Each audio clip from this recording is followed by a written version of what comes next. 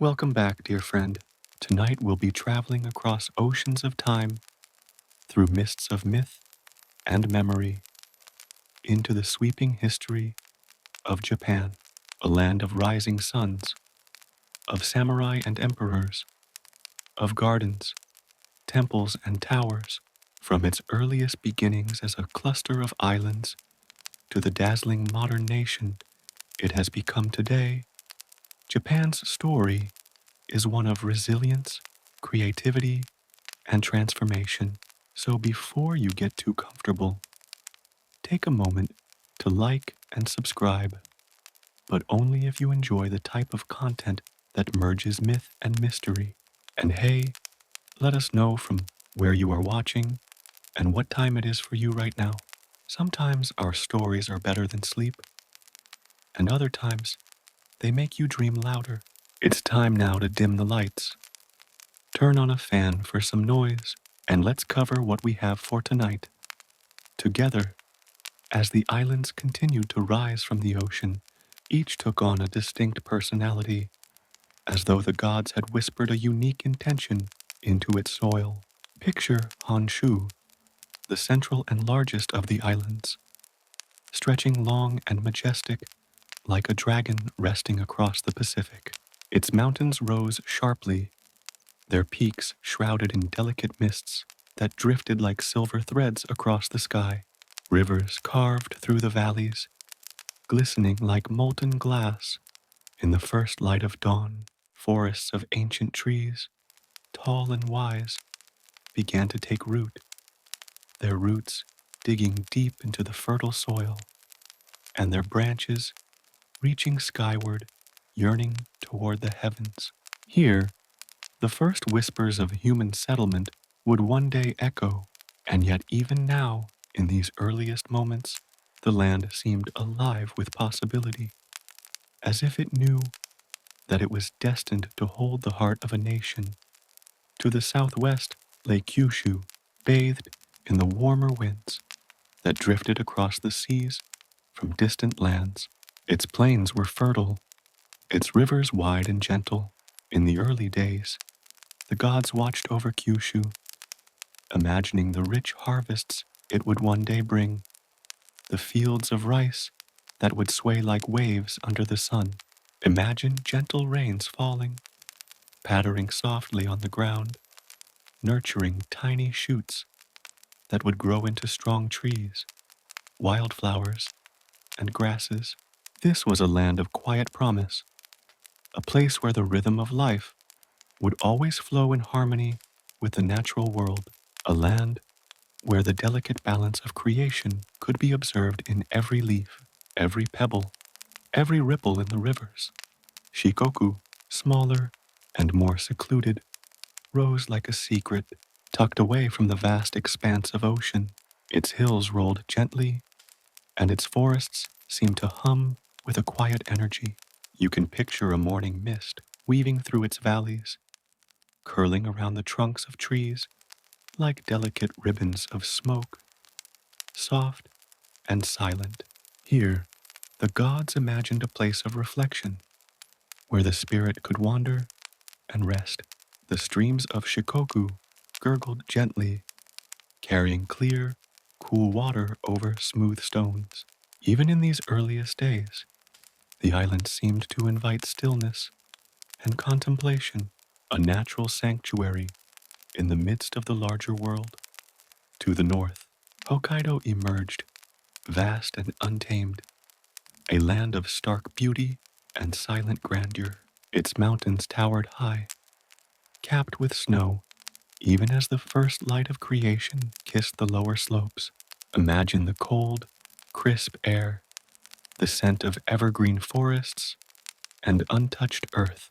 Rivers ran swift and clear, carving valleys that would one day be filled with life, yet still preserved the solitude and quiet of untouched wilderness. Hokkaido was a reminder that creation is not only gentle and nurturing, but also strong, wild, and enduring. It whispered of challenges and perseverance, of life that thrives in both stillness and motion. And then there were the countless smaller islands scattered across the ocean like stars fallen into the sea.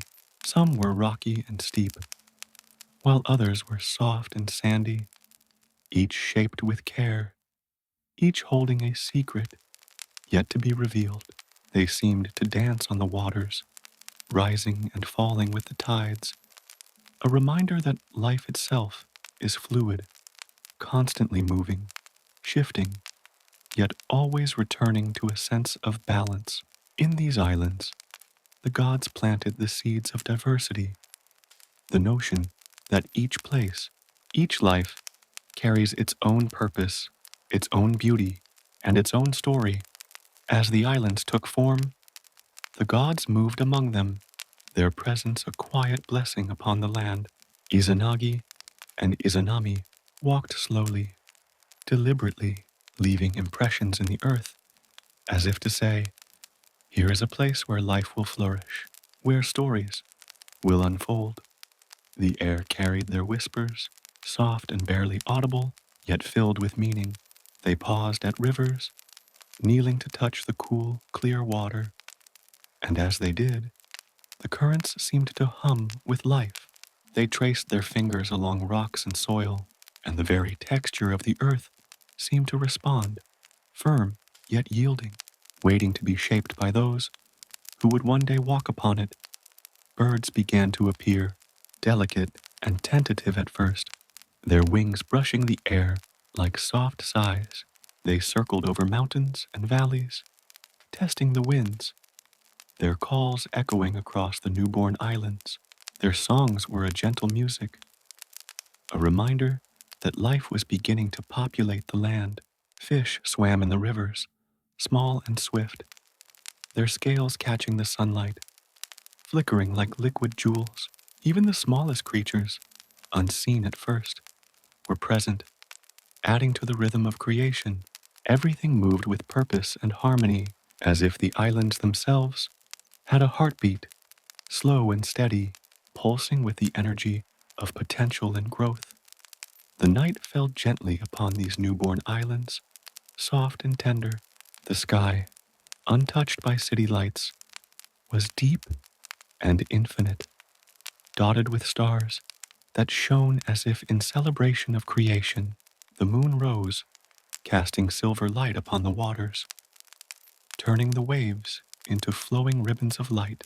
Imagine the quiet hum of the ocean, the gentle rocking of small islands as the tide kissed the shore, the soft rustle of the wind through the first forests. In this moment, the islands seemed to breathe, alive with anticipation for all that was to come. The gods rested, and even as they slept, the land held the memory of their presence, the imprint of their hands upon every stone and tree, every river and hill. Time in these early days was not measured in hours or years. It was measured in the slow unfolding of life, in the gentle erosion of rocks, the growth of trees, the flow of water. Each moment was precious, carrying with it both the weight of creation and the promise of what would one day exist. The islands, though still young, held within them the essence of everything that would follow. The people, the villages, the temples, the art, the literature, the triumphs, and the sorrows. They were a blank canvas, waiting for history to be painted upon them. In this quiet reflection, it is easy to understand why the Japanese have always felt a deep connection to their land. From these myths, we learn that the earth is sacred, that every mountain, every river, every tree is infused with the spirit of creation. Even the simplest rock can hold memory. Even a gentle stream can hold wisdom. As you listen, feel yourself merging with this sense of timelessness, drifting across the islands, moving with the tides, hearing the whisper of the gods in the rustling leaves, in the lapping of waves, in the distant call of birds. And so, the islands of Japan were born, not in haste, not in chaos, but with care, patience, and intention. They are a testament to the beauty of slow creation, to the harmony of life unfolding naturally, and to the enduring presence of the divine in the world.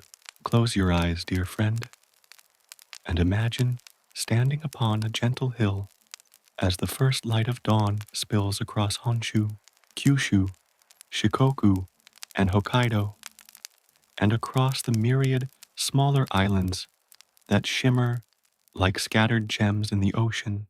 Hear the soft sigh of the wind, the hum of the rivers, the quiet rustle of leaves. The land is alive, patient, and eternal. This is the Japan of myth, the Japan before humans, before history, before memory. It is a land shaped by gods, nurtured by nature, and destined for stories yet to be told. Let this vision wash over you, slow and gentle, filling your mind with calm, filling your heart with wonder, letting you drift into the quiet rhythm of creation itself. The islands breathe, the sea flows, the mountains stand, and you, dear listener, are a part of this timeless moment, floating gently across a dreamlike Japan that has always existed and will always exist in the quiet spaces between myth and memory. Now, dear friend, as the islands of Japan have fully risen from the endless seas, let us turn our attention to the very first humans to inhabit this land. Imagine, if you will, a world still untouched by the structures and markings of civilization. The mountains stand tall and quiet, rivers snake gracefully across the valleys, and the forests stretch endlessly in every direction, a tapestry of green woven from ancient trees. Into this landscape arrived the people we now call the Jomon, the earliest known settlers of Japan, long before cities, roads, or the written word. Picture the Jomon people wandering along the soft, fertile shores of the islands, their bare feet brushing the cool sand, their hands tracing the smooth stones that had been carried by centuries of ocean waves. They lived in harmony with the natural world, guided by a rhythm that was slower, quieter, and more intimate than the hurried pace of modern life. They hunted and fished, gathering berries, nuts, and wild grains, always mindful of the delicate balance that sustained them. The sea, the forests, and the rivers were not just resources. They were companions, teachers, and providers, and the Jomon respected each one with a deep, unspoken understanding. The Jomon people were masterful artisans, creating pottery long before metal tools became commonplace. Their vessels were not merely functional, they were works of art, adorned with intricate cord patterns that seemed to dance across the surface in delicate, flowing lines. Imagine holding one of these pots, feeling the gentle grooves beneath your fingertips, imagining the hands that pressed the cords into wet clay so many millennia ago. Each pot was a quiet expression of the people's connection to the earth, their patience and care etched into every curve, every design, every imperfection that made it unique. These pots would be used for storing food, for cooking, for ceremonial purposes, but also, in a subtle way, for storytelling, the silent narrative of a people who lived in harmony with the land and the seasons. The dwellings of the Jomon were humble yet enduring. Imagine a circular pit dug into the earth, lined with wood and thatched with grasses, a small, warm space in which a family could gather. Smoke rises gently from the central hearth, curling upward, carrying with it the scent of burning wood, and the comforting warmth of fire. Around the fire, families sit together, sharing stories of the day, passing knowledge from parent to child, laughing softly and listening to the wind whisper through the trees outside. Life, though simple, is rich in rhythm, in connection, and in quiet moments of joy. Season by season, the Jomon moved with the natural world, understanding the tides, the migration of animals, the cycles of the moon, and the rhythms of the forest. They knew when to fish in the rivers, when to gather nuts and seeds, when to prepare for the colder months. Their lives were attuned to the heartbeat of the land itself, and in this attunement, they found a kind of peace, a harmony that modern people often forget. You can imagine standing beside them as they wade into a river, feeling the icy current against your legs, hearing the splash of fish and the whisper of the wind, and sensing a connection that is both primal and profound. Spirituality was an essential part of Jomon life, though it was subtle and integrated into everyday existence. Small clay figurines, called dog, have been found in archaeological sites, often shaped with intricate patterns, mysterious expressions, and exaggerated features. Some scholars believe these figures were used in rituals related to fertility, protection, or healing. Picture a small family gathering around a dog, the figurine resting near the hearth, a quiet reminder of the unseen forces that guide and protect life. In these objects, we see the first inklings of a belief system that would later evolve into Shinto and shape the spiritual landscape of Japan for centuries to come. The forests surrounding Jomon settlements were teeming with life. Deer, boar, and smaller mammals roamed freely, while birds sang from the treetops, adding a gentle soundtrack to daily existence. Insects buzzed softly in the undergrowth. The wind rustled leaves, and the rivers murmured as they flowed toward the sea. Every sound, every movement, every detail was noticed and respected by the Jomon, who understood that they were part of a larger web of life. Imagine walking through one of these forests, feeling the damp earth underfoot, smelling the rich aroma of moss and pine, and sensing the presence of creatures, both seen and unseen. The Jomon were also skilled in crafting tools and weapons. Stone axes, arrowheads, and fishing hooks were made with precision and care, each one a testament to the ingenuity and patience of their makers. Imagine a quiet morning as someone sharpens a stone blade, the small chips falling silently to the ground, the rhythmic motion almost meditative. These tools were not merely instruments, they were extensions of the person's will, shaped by hands that had learned to work in harmony with the materials and the world around them. Seasonal festivals, though we can only imagine them, likely played a role in Jomon culture. Around the fire, stories were told, songs were sung, and dances were performed to honor the changing seasons, the bounty of the land, and the cycles of life and death.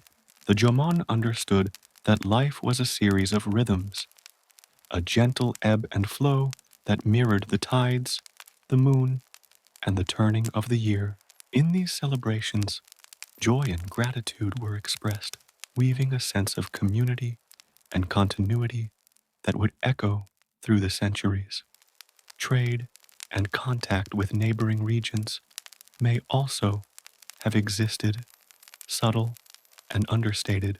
Shells, stones, and other materials suggest that the Jomon were not isolated, but connected to a larger world, exchanging goods, ideas, and techniques. Imagine the quiet excitement of a new type of stone or a piece of rare shell arriving in a settlement, the curiosity it sparked, the conversations it inspired. Even in these early days, the world was interconnected, and the people of Japan were part of that gentle, flowing network of life and exchange. The Jomon period lasted thousands of years, from around 14,000 BCE to 300 BCE, a vast stretch of time in which humans, nature, and the islands grew together in harmony. The people left behind traces of their lives, not just in pottery and tools, but in the very soil, in the forests, in the rivers that continue to flow today. Imagine walking along a quiet shore, picking up a fragment of ancient pottery, and feeling a faint, almost magical connection to someone who lived there thousands of years ago, whose hands shaped the clay, whose eyes saw the same mountains and rivers, whose life moved with the rhythm of the earth. Even as you drift deeper into this story, the essence of the Jomon remains with you. Their patience, their artistry, their reverence for life and nature, all whispered gently across the centuries, reminding us that history is not just a record of events, but a living tapestry of human experience, of connection, and of wonder. Imagine the sun rising slowly over a Jomon settlement, casting golden light across the forest and river, the scent of earth and water filling the air, and the soft murmur of life all around. Every detail is alive, every moment is precious, and every breath carries the weight of history. As the night deepens and your mind drifts, let the image of the Jomon people settle into your imagination. See their simple homes nestled among trees. Hear the laughter and conversation around the fire. Feel the warmth of their presence and the gentle flow of daily life. The islands, already alive from their creation, now teem with human life, yet in harmony with the world, in balance and rhythm. This is a world of quiet beauty, patience, and mindfulness, where every action is meaningful, every moment cherished. And so, the Jomon period teaches us about beginnings, about the deep connection between people and nature, about art, spirituality, and the rhythms of life. As you breathe in slowly and exhale gently, imagine yourself walking among these early settlers, feeling the soft moss underfoot, hearing the murmur of the river, watching the sun filter through the leaves. Let the calm and wonder of this ancient world fill your mind, carrying you gently toward rest as the story of Japan continues to unfold, one peaceful, dreamy step at a time. As the centuries unfolded upon the islands of Japan, a new rhythm of life began to emerge, quiet and subtle at first, like a distant wind stirring the treetops. The Jomon people, with their deep connection to the land, their intricate pottery, and their intimate harmony with nature, had flourished for thousands of years. And yet, change was arriving, gentle but unstoppable, as it always does. This new era, known to us as the Yayoi period, would bring with it transformations that shaped the very foundation of Japanese society, setting the stage for civilizations yet to come. Imagine the islands in this time, roughly beginning around 300 BCE. The mountains and forests still stand as they always have, their silent presence a constant. But now the valleys and lowlands are being tamed in a way they never were before. The first rice paddies appear, reflecting the sky in their shallow waters. Delicate green shoots, standing tall like tiny sentinels of a new age. The Yayoi people have arrived, or perhaps the Jomon themselves have begun to adopt new ways. bringing with them knowledge of wet rice cultivation, a method learned from the lands to the west. Across the seas, rice, gentle and patient, requires care and attention. Imagine the farmers bending over the soft, muddy fields, their hands carefully planting each grain, each sprout aligned with precision, rows stretching like ribbons across the land. The water mirrors the sky, clouds drifting lazily above, while the farmers move rhythmically, almost meditatively, in harmony with the soil beneath them. Life in these rice fields is slow, deliberate, and purposeful, each movement carrying the promise of nourishment, of sustenance, and of the rhythm of seasons yet to come. Alongside the cultivation of rice, the Yayoi people introduced new technologies, beginning with the first bronze and iron tools and weapons. Picture the quiet glow of molten metal, poured carefully into molds, the sparks rising like tiny stars as the metal cools into sharp blades, tools for farming, and ceremonial objects. Bronze bells, called dotaku, are cast with intricate patterns, their ringing sound thought to carry prayers to the heavens, summoning protection and fertility for the land. Each bell is both practical and sacred, a symbol of the connection between humans, the earth, and the unseen forces that govern life. Trade flourished under their guidance. Villages exchanged rice, fish, shells, pottery, and stone tools, traveling by river or along narrow coastal paths. Imagine the gentle clinking of pottery being transported on wooden sledges, the quiet conversation of traders as they navigate winding paths through forests and hills. These exchanges were not merely practical, they were social and cultural connections that wove together distant communities, building trust, alliances, and a sense of shared destiny. The Yamato clan's subtle influence spread like a slow current, linking villages together and gradually extending their reach across the islands. Religion, belief, and ritual were intertwined with the rise of the Yamato. Small shrines began to appear, often near sacred natural sites, such as mountains, rivers, or ancient trees. Imagine a family approaching a shrine in the early morning, dew clinging to their feet, soft sunlight filtering through the leaves, and placing a small offering of rice or pottery at the foot of the sacred site. The leader of the Yamato would preside over ceremonies, invoking the protection of the kami, the spirits of nature and ancestors.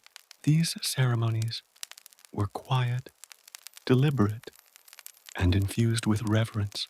Through them, the clan reinforced both social cohesion and the sense that their leadership was aligned with cosmic order. The Yamato also began to adopt certain symbols of power, creating early forms of governance that would later evolve into the imperial system. Imagine wooden markers or small banners being placed at key locations, signaling the presence and authority of the clan.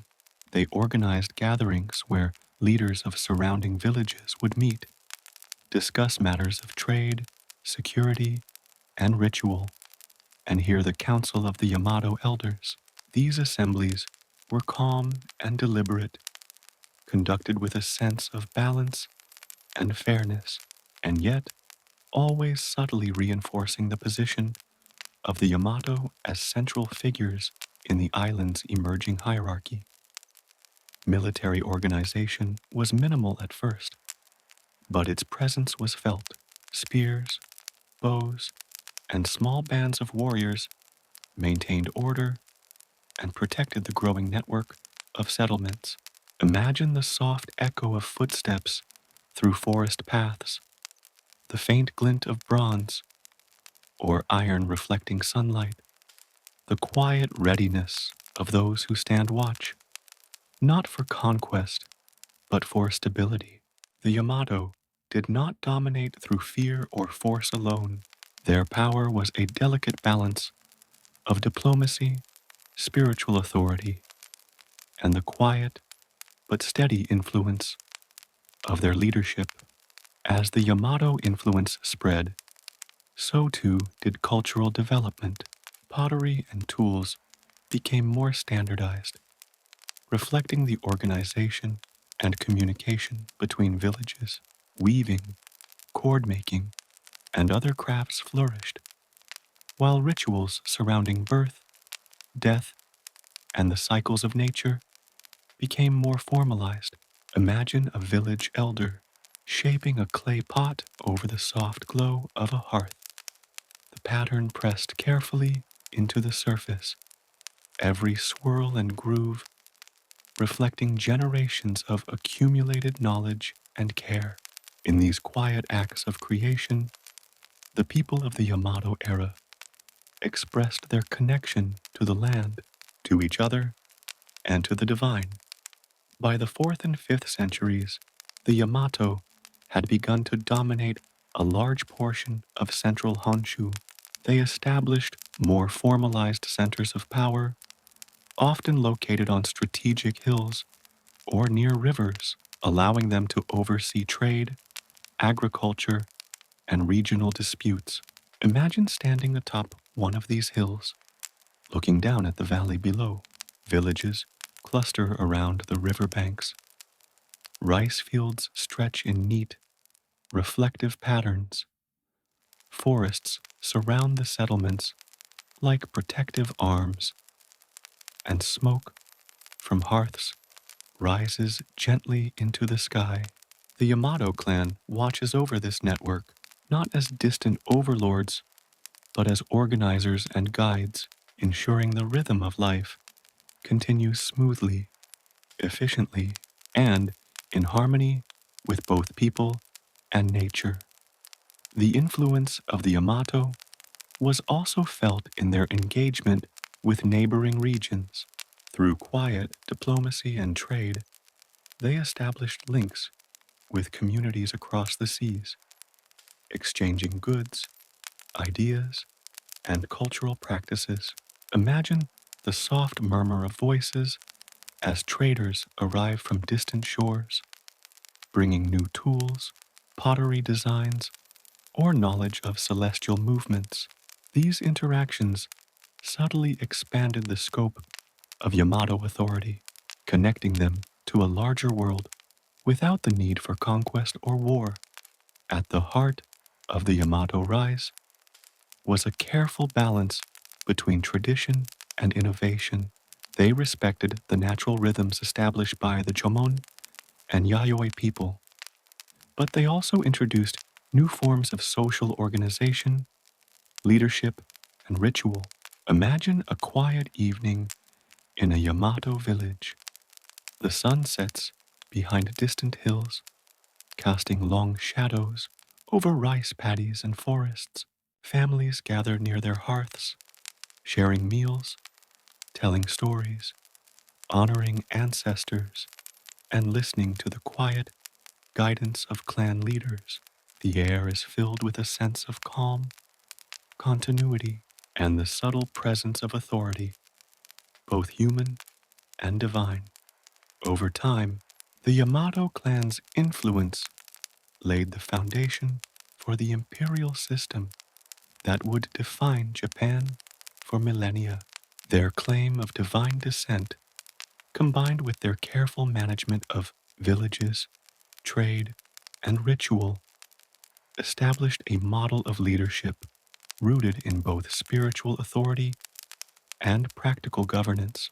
Imagine this pattern repeating across generations, leaders carefully guiding their people, rituals connecting humans to the sacred, and the land itself being nurtured, respected, and harmonized with human activity. As the night deepens and you listen, let yourself drift through these ancient villages. Imagine walking along the riverbanks, the water reflecting the stars above, the soft rustle of leaves in the evening breeze, the gentle warmth of fires within distant homes. Hear the quiet murmur of voices, the rhythmic tapping of tools, the distant calls of animals moving through the forests. The Yamato presence is subtle but pervasive, guiding life with patience, wisdom, and reverence. The story of the Yamato clan is not one of sudden conquest or dramatic battles. It is a story of slow, deliberate influence, of harmony with the land, of the weaving together of people, nature, and the divine. As you breathe slowly and steadily, imagine yourself among them, planting rice, shaping clay, participating in ritual, observing the natural world, feeling the pulse of life in every tree, river, and stone. Let this vision lull you into calm as the islands of Japan grow and evolve under the careful, steady guidance of the Yamato. Through their patient rise, the Yamato clan teaches us about leadership, continuity, and respect for the balance between humans and nature. They remind us that influence need not be loud to be lasting, that power can be exercised gently with care, patience, and attention to the rhythms of life. As your mind drifts toward rest, picture the sun rising slowly over the hills of central Honshu, the mist lifting from the fields, the calm, steady heartbeat of villages, rivers, and forests, all under the quiet, enduring guidance of the Yamato. In this timeless moment, you are part of the rhythm of Japan's earliest political and cultural development. You move gently alongside the people, observing, learning, and breathing with the slow, deliberate pulse of the land. Every whisper of wind, every soft ripple in the rivers, every murmur of conversation carries you further into rest, deeper into the quiet, enduring presence of history, and into the soft embrace of sleep. As the Yamato clan gradually strengthened its influence over the islands, Japan entered a new chapter of its history, the Kofun period, beginning around the 3rd century CE. This era is named after the distinctive burial mounds, or kofun, that mark the resting places of powerful leaders, silent monuments to authority, spirituality, and the enduring connection between life, death, and the land. Tonight, dear listener, we will drift slowly through this period, exploring the landscapes, the people, the rituals, and the quiet grandeur that defined it, allowing your imagination to wander gently across the hills and valleys of ancient Japan. Imagine the islands once again, vast and alive. Central Honshu remains the heart of activity, where the Yamato clan's influence is now firmly established. The rice paddies glisten in the sunlight, rivers snake like silver ribbons through the fertile plains, and forests stretch endlessly into the distance. Villages grow in size and complexity, with wooden homes clustered in patterns that reflect both practicality and social order. The rhythm of life continues much as it did in the Yayoi period, yet there is a new dimension. Power and prestige are increasingly visible, marked not just in leadership, trade, and ritual, but in monumental tombs that rise from the earth itself. The kofun are enormous structures, often keyhole-shaped, stretching hundreds of meters across the landscape. Imagine standing at the edge of one, the earth rising gently yet deliberately, forming a hill that dominates the surrounding fields and villages. These mounds are not mere graves, they are statements of authority, spiritual significance, and the enduring legacy of those interred within. The largest Kofun belong to the most powerful leaders of the Yamato clan, and their construction requires the coordinated effort of entire communities, moving stones, shaping earth, and arranging ceremonial spaces over many months or even years. Each kofun is surrounded by moats, sometimes filled with water, reflecting the sky like liquid mirrors. Imagine walking along the edge of such a moat in early morning light, mist hovering above the water, birds calling softly from distant trees, and feeling the quiet weight of history pressing gently upon the senses. The mounds themselves rise smoothly from the landscape, the contours carefully planned and executed. At the summit lies the burial chamber, hidden from view, containing the remains of a leader, along with goods intended for use in the afterlife: bronze mirrors, iron weapons, jewelry, and pottery. These objects are both practical and symbolic, connecting the earthly realm with the spiritual, ensuring that the deceased maintains influence and presence beyond the veil of mortality. Haniway figures, cylindrical clay sculptures, are placed along the tops and edges of these tombs. Picture them as silent guardians, spaced evenly, standing watch over the living and the dead. Some are shaped as humans, warriors, animals, or houses, each carefully crafted to serve a spiritual or symbolic purpose. The Haniwa gaze out over the landscape, their quiet presence a reminder that life and death are intertwined, and that leadership extends beyond a single lifetime. As you visualize them, you might feel the soft brush of wind on your skin, the distant rustle of leaves, and the faint echo of footsteps that once moved along the same earth.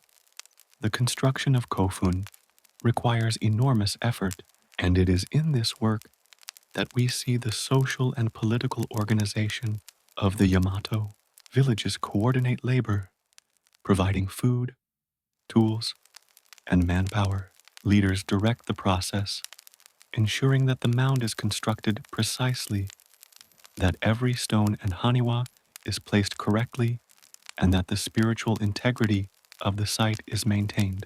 Imagine the slow rhythm of this work, hands moving carefully over earth and clay, the gentle clink of stone tools shaping the ground, the murmured chants of workers seeking guidance or protection, the sun rising and falling over months of labor. Each action is deliberate, a quiet testament to cooperation, authority, and the human desire to leave a lasting mark. Life continues around the Kofun with a rhythm that balances labor, spirituality, and daily existence. Rice paddies are tended carefully, forests provide wood and game, and rivers bring fish and fresh water. Villagers move through their days with a sense of continuity, their lives intimately linked to the land and to the cycles of the seasons. Imagine walking through one of these villages, soft mud beneath your feet, the distant laughter of children, the occasional clink of pottery or tools, and the gentle murmur of elders offering guidance and instruction. Everything is purposeful, yet calm, a world that blends the sacred with the ordinary. Trade and cultural exchange expand during this period. Goods and ideas flow not only across the islands, but also from the Asian mainland. Bronze mirrors, iron implements, and pottery styles reveal connections with Korea and China, suggesting quiet but meaningful contact with distant lands. Imagine the slow arrival of a trader bearing polished bronze mirrors, delicate silk, or unfamiliar pottery. Villagers handle these objects with care, admiring the craftsmanship, learning new techniques, and incorporating these materials into both daily life and ritual practices. These exchanges expand knowledge, influence social structures, and deepen the spiritual and material complexity of the emerging Japanese state. Religion and ritual are central to the Kofun period. Offerings are placed at burial sites, ceremonies are conducted to honor ancestors, and festivals are held to ensure fertility and protection. Imagine a group of villagers gathering at the edge of a mound, soft chants blending with the rustling of leaves and the gentle rush of water from a nearby river. Small offerings, rice, pottery, tools, are placed carefully upon stones or in shallow pits, gestures both humble and profound. The living engage with the spiritual, maintaining a balance between earthly needs and the unseen forces that guide the world. Leadership becomes increasingly centralized during this time. The Yamato clan's influence spreads across multiple regions, linking distant communities through both authority and ritual. Imagine the quiet strategy of a leader overseeing far-reaching alliances. Trade routes are maintained, disputes resolved, and tribute collected. The clan's power is subtle, yet pervasive, woven into the fabric of daily life, and reinforced through ceremony, architecture, and the physical presence of monumental tombs. Authority is not merely claimed, it is demonstrated, embodied, and witnessed by both the living and the ancestral spirits. Art and craftsmanship flourish alongside political consolidation. Pottery becomes more elaborate, incorporating both functional and symbolic elements. Metalwork, bronze, iron, and later gold, enhances both ritual and daily life. Imagine artisans at work, the soft tapping of hammers, the gentle shaping of clay, the slow polishing of mirrors and tools, each movement deliberate, rhythmic, and meditative. These acts of creation are quiet yet powerful, embodying the connection between human skill, spiritual practice, and the enduring presence of culture. The natural world remains a constant presence, guiding the rhythm of life. Forests, rivers, and mountains are both resources and sacred spaces. Villagers move carefully through these landscapes, aware of the spirits inhabiting each tree, stone, and stream. Imagine the soft rustle of leaves overhead, the glimmer of sunlight on river water, the distant call of birds as you walk along a forest path. Life flows in harmony with the land, the seasons, and the cycles of birth, growth, and death, a balance reflected in the careful placement of kofun and the rituals surrounding them. As centuries pass, the Kofun period solidifies the foundations of political authority in Japan. The combination of centralized leadership, ritual practice, monumental architecture, and social organization shapes a society that will endure, evolve, and eventually give rise to the classical period. Imagine standing quietly atop a mound at dusk, the wind soft against your skin, the silhouettes of distant villages glowing in the fading light, the gentle hum of life all around.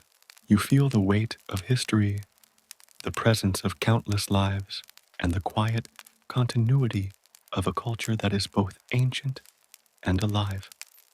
The Kofun period teaches us about the subtlety of power, the intertwining of life and death, and the ways in which human effort, ritual, and belief can shape both society and landscape.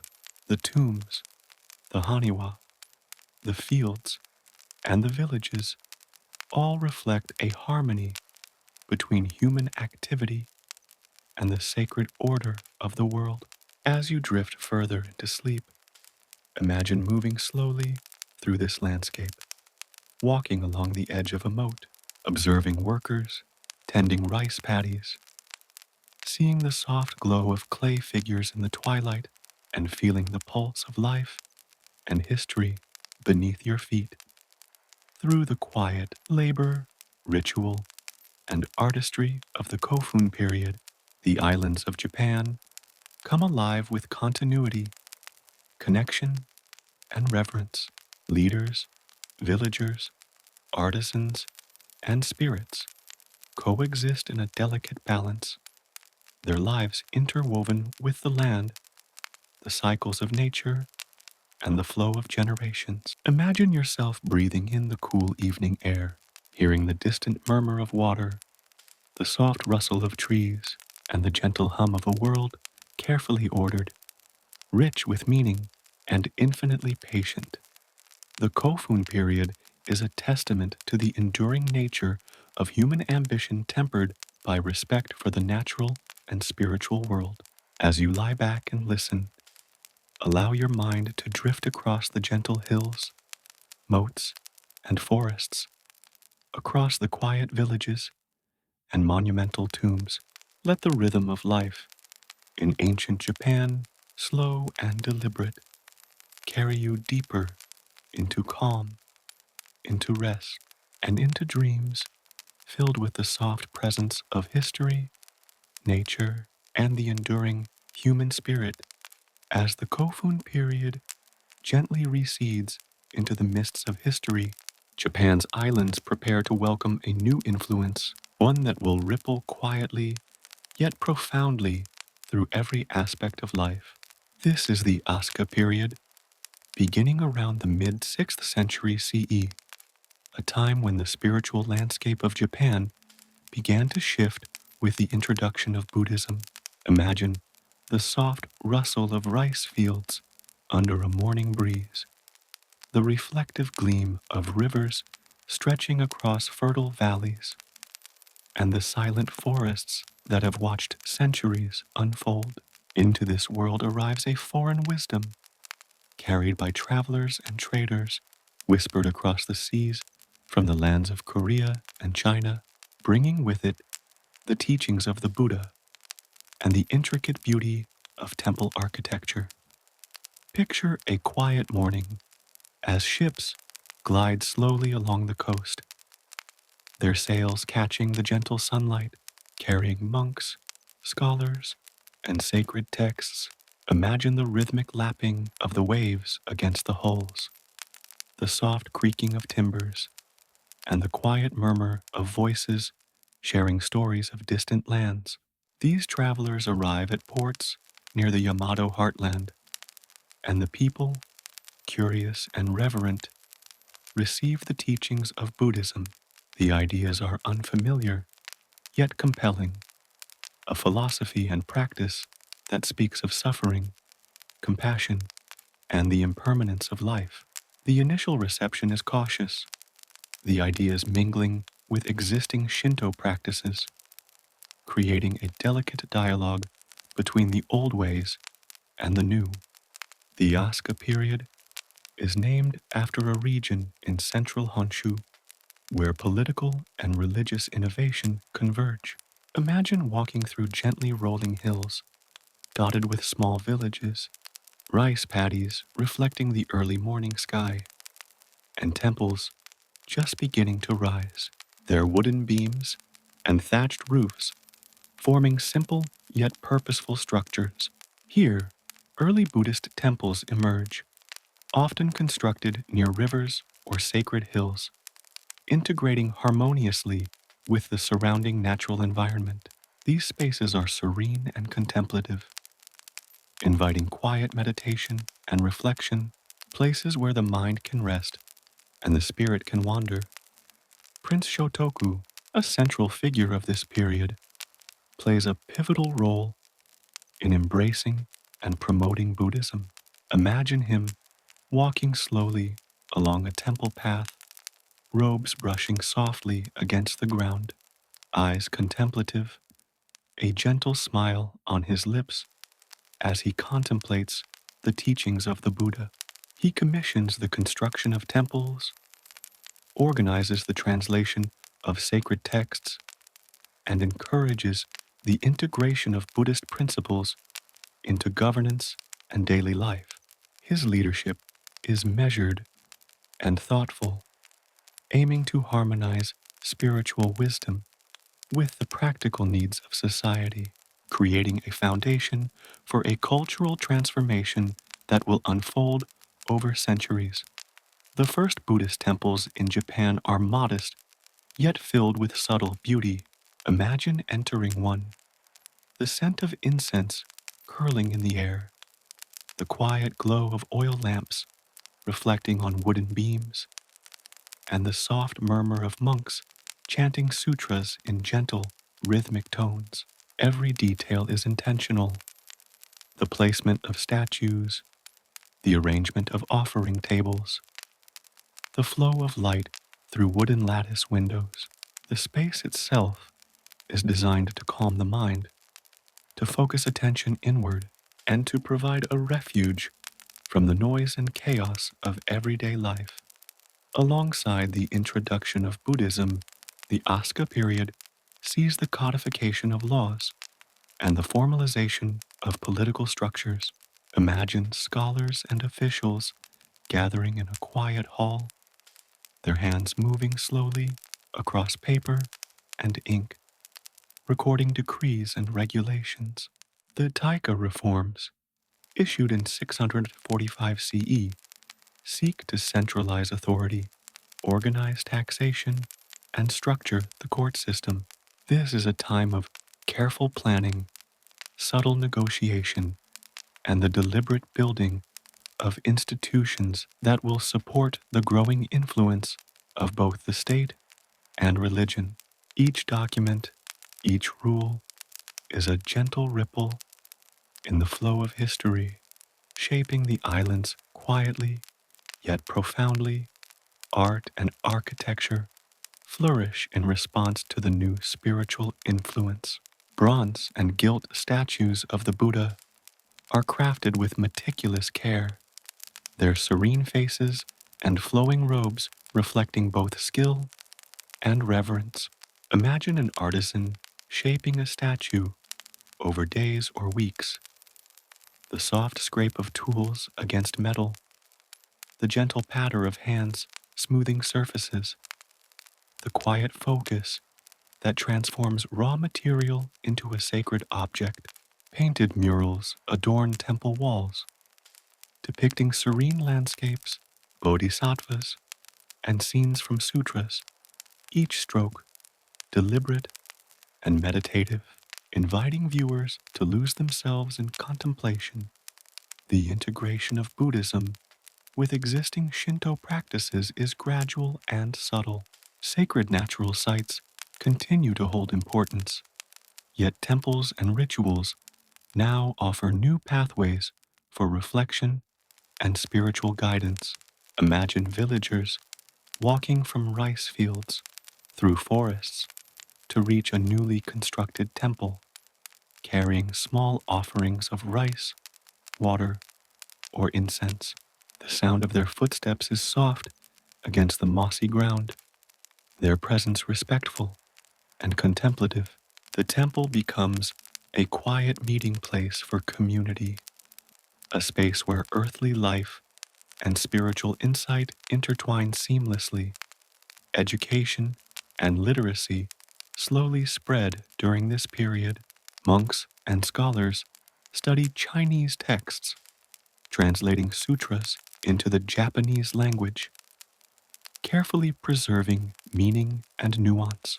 Imagine the gentle scratch of brush against paper, the slow, deliberate shaping of characters, the quiet concentration of those who seek to understand and convey wisdom across cultures and generations. These efforts lay the groundwork for the development of Japanese writing, literature, and philosophy, connecting the islands to a broader cultural and intellectual world.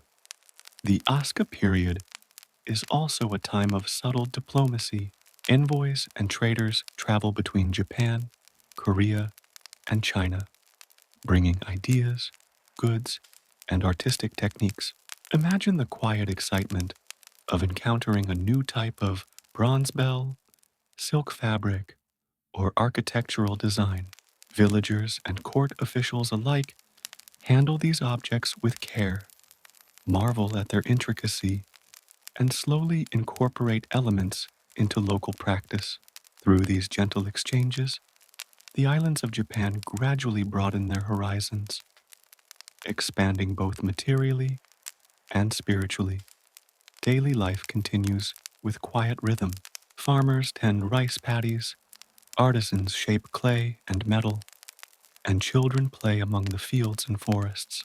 Villages remain closely linked to the natural world, observing seasonal cycles, animal migrations, and celestial patterns. Imagine the soft murmur of water in irrigation channels, the gentle hum of insects in the fields, and the quiet laughter of children drifting across the morning air. Life is deliberate, measured, and deeply attuned to both nature and spiritual guidance. Buddhism's influence spreads into governance and personal conduct, encouraging compassion, mindfulness, and reflection. Officials and villagers alike learn to integrate the teachings into daily decision making, balancing duty with moral consideration. Imagine a quiet evening in a small village. The sun sets behind distant hills, casting long shadows across rice fields. Monks chant softly in a nearby temple, and villagers light candles or lanterns, offering prayers for health, prosperity, and harmony. The rhythm of life continues slowly and mindfully, infused with both tradition and new spiritual insight. Art, ritual, governance, and daily life blend seamlessly in the Asuka period. The islands are alive with quiet movement, the flow of rivers, the rustle of forests, the subtle glow of lanterns in temple courtyards, and the gentle footsteps of monks, officials, and villagers. Every detail is deliberate, measured, and harmonious, creating a world in which human life, the natural world, and spiritual insight coexist peacefully. Imagine yourself walking among them, sensing the slow pulse of the land, the gentle rhythm of human activity, and the quiet presence of the sacred. The Asuka period teaches us about adaptation, openness, and the gentle integration of new ideas into established ways of life. Buddhism does not erase the past. It blends with Shinto and with the rhythms of daily existence, creating a layered, rich, and enduring culture. As you breathe deeply, imagine moving through the villages, observing rituals, listening to chants, and seeing the soft glow of lanterns on wooden beams. Let this vision calm your mind, slow your thoughts, and carry you gently toward rest. Through the temples, the statues, the translated texts, and the carefully cultivated fields, the islands of Japan begin to embody a harmony of material, spiritual, and social order. Imagine the soft reflection of a temple in a calm pond, the quiet flicker of candlelight on a gilded Buddha, and the rustle of leaves in the evening breeze. Life moves gently, deliberately, and patiently, allowing both humans and the land to grow together in balance. As the night deepens, picture yourself resting among these landscapes. The soft glow of fires, the faint chanting of monks, the gentle murmur of rivers and wind. The introduction of Buddhism and the Asuka period are not merely historical events. They are living rhythms, quiet and enduring, guiding the islands toward wisdom, compassion, and harmony. Let yourself drift slowly into sleep, carried by the gentle pulse of the past, the soft presence of culture, and the endless whisper of the islands. As the gentle flow of time carries us forward from the quiet contemplations of the Asuka period, we arrive at a new chapter in Japan's unfolding story, the Nara period, spanning the 8th century CE. Imagine the islands bathed in soft sunlight, rivers glimmering as they weave through verdant plains, and villages clustered like quiet jewels among the forests and fields. It is during this time that Japan establishes its first permanent capital at Heijokyo, in what is now Nara, a city designed not only for administration, but also as a sacred space where culture, religion, and governance intertwine with the natural rhythms of the land. Picture the layout of Heijokyo, inspired by the grandeur of Chang'an in China, yet slowly adapted to the gentle contours of the Japanese landscape. The city stretches methodically in a grid pattern, streets lined with wooden houses, administrative buildings, and temples. Imagine walking down a quiet street in the early morning. Soft sunlight filters through wooden lattice windows. The scent of fresh rice and incense mingles in the air, and the distant murmur of water from canals adds a gentle rhythm to the scene. Villagers, officials, and monks move slowly and deliberately through their tasks, each step harmonized with the flow of the city and the passing seasons. The Nara period is defined by the consolidation of political authority under the imperial court. The emperor, now residing in a permanent palace, oversees administration with the assistance of ministers and officials whose roles are carefully delineated. Imagine the quiet rustle of silk robes as courtiers walk through the halls, the soft scratching of brush on paper as scribes record decrees and manage affairs, and the deliberate pacing of officials attending audiences.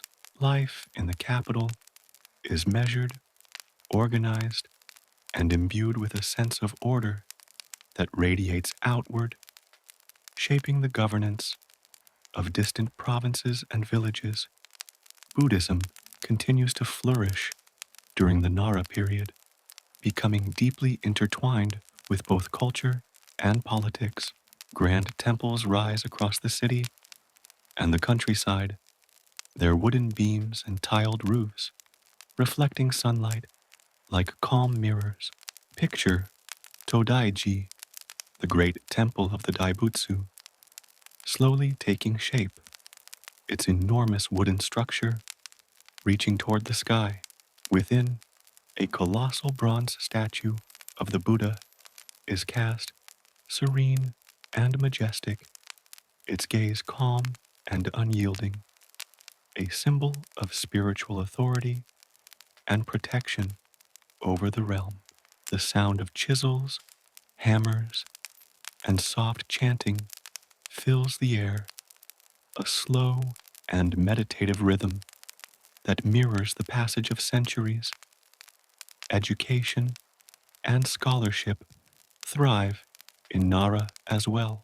Monks and courtiers devote themselves to the study of Chinese classics, Buddhist sutras, and the codification of Japanese law. Imagine a quiet scriptorium where scribes bend over their brushes, ink flowing smoothly onto paper, the faint scent of charcoal and ink filling the room.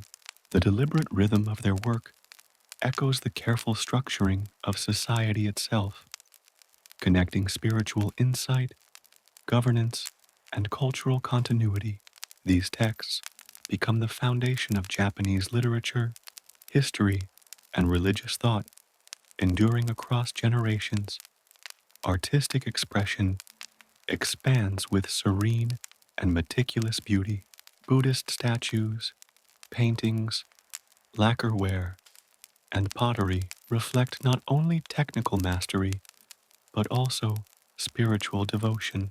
Imagine a sculptor shaping clay or bronze slowly and deliberately, every contour of a bodhisattva's robe, every serene expression etched with patient care.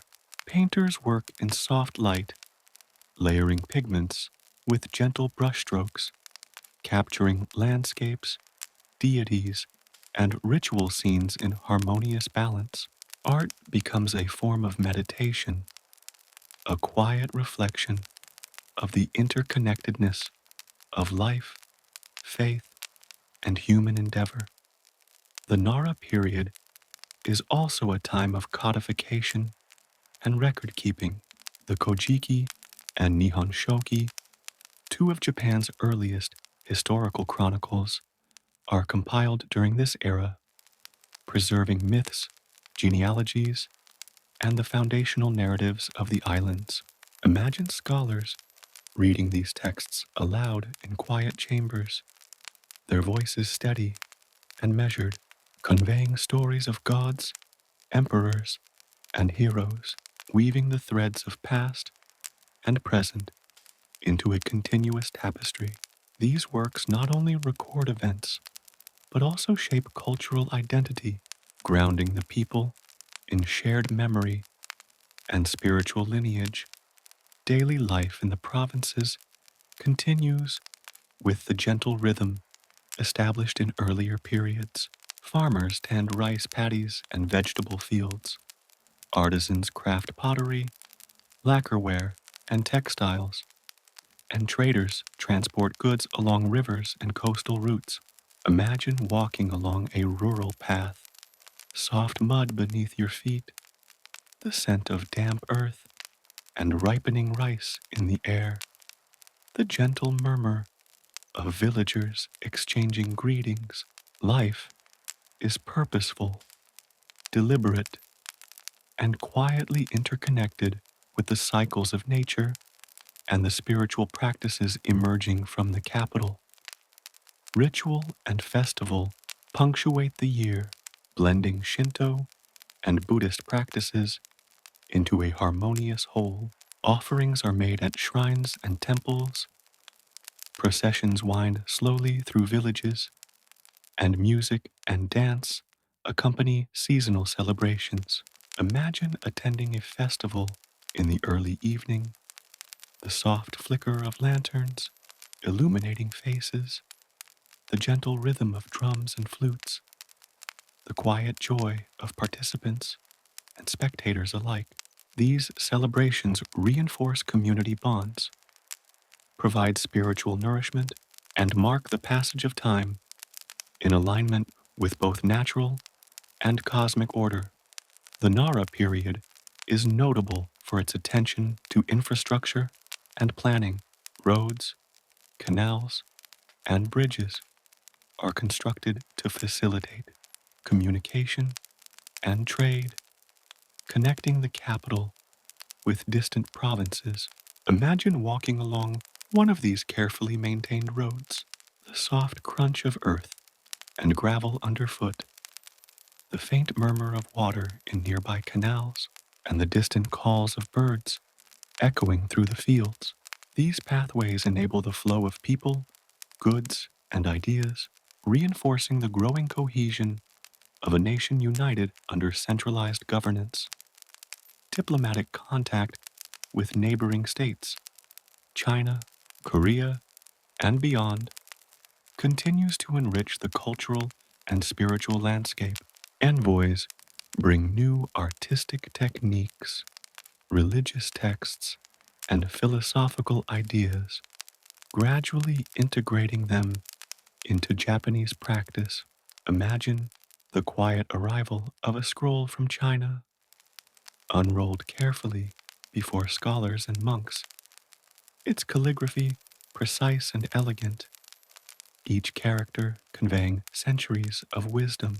Villagers and officials alike handle such objects with reverence, learning from them adapting techniques and embedding foreign knowledge into the unique cultural fabric of Japan.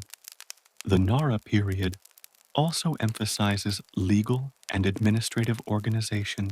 The Ritsuryo system, a codified set of laws, regulates taxation, land tenure, and social hierarchy. Imagine officials reviewing land registers, tallying rice, and recording the movement of people and resources with meticulous care. This organization strengthens the central authority, ensuring stability and order across distant provinces while preserving the continuity of local customs and rhythms. Religion, governance, art, and daily life merge seamlessly during this period, creating a calm, deliberate, and harmonious society. Imagine standing on a gentle hill overlooking Heijokyo. Wooden buildings reflect the morning light. Smoke rises softly from hearths. Monks chant in distant temples, and villagers move rhythmically through fields and marketplaces. The air carries the faint scent of incense and freshly tilled earth, a symphony of quiet life and enduring tradition. As night falls over the capital, lanterns glow softly along streets and within temples. The gentle chanting of monks, the quiet murmur of officials, and the soft rustle of trees in the evening breeze create a serene rhythm echoing across the valleys and hills. Imagine yourself walking slowly along a temple path, inhaling the scent of incense and damp earth, feeling the soft pulse of life in every breath, and sensing the calm presence of history unfolding gently around you.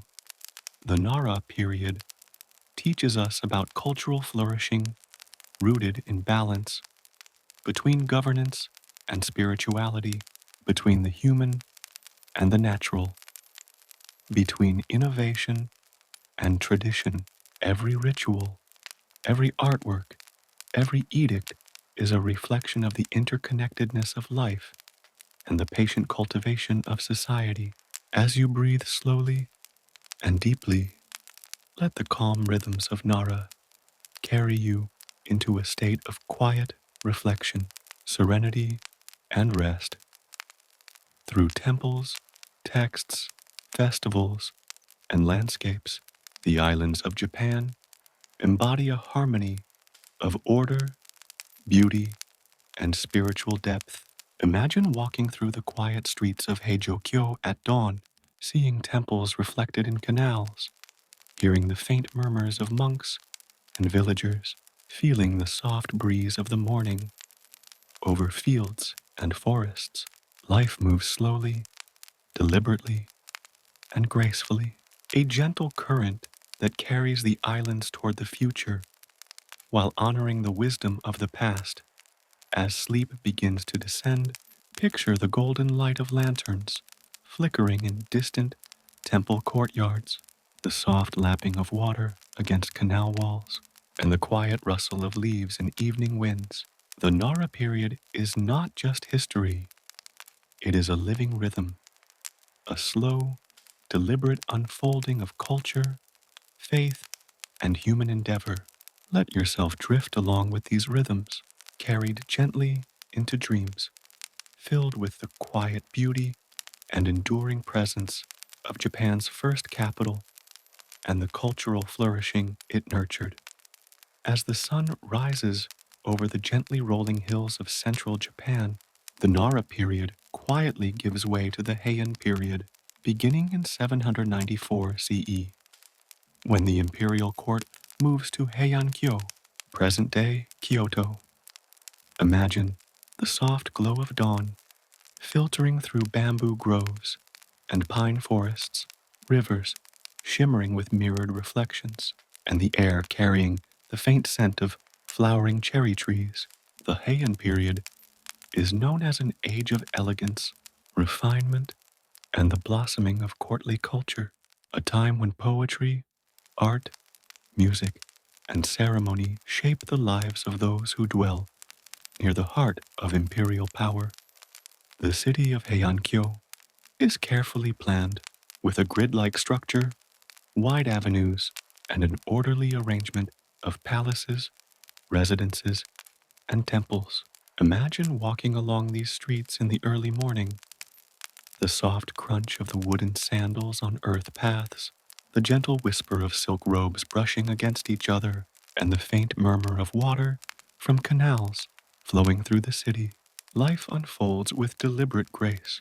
Courtiers move slowly and thoughtfully, attending to rituals, composing poetry, and observing the nuances of etiquette that define the world of Heian aristocracy.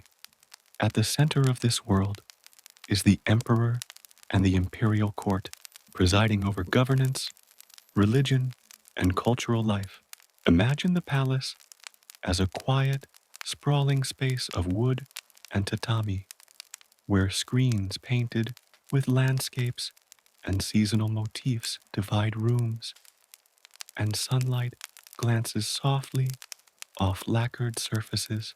Courtiers sit in measured postures, hands folded or gently holding writing brushes, composing poems that celebrate the fleeting beauty of nature or the subtle intricacies of human emotion.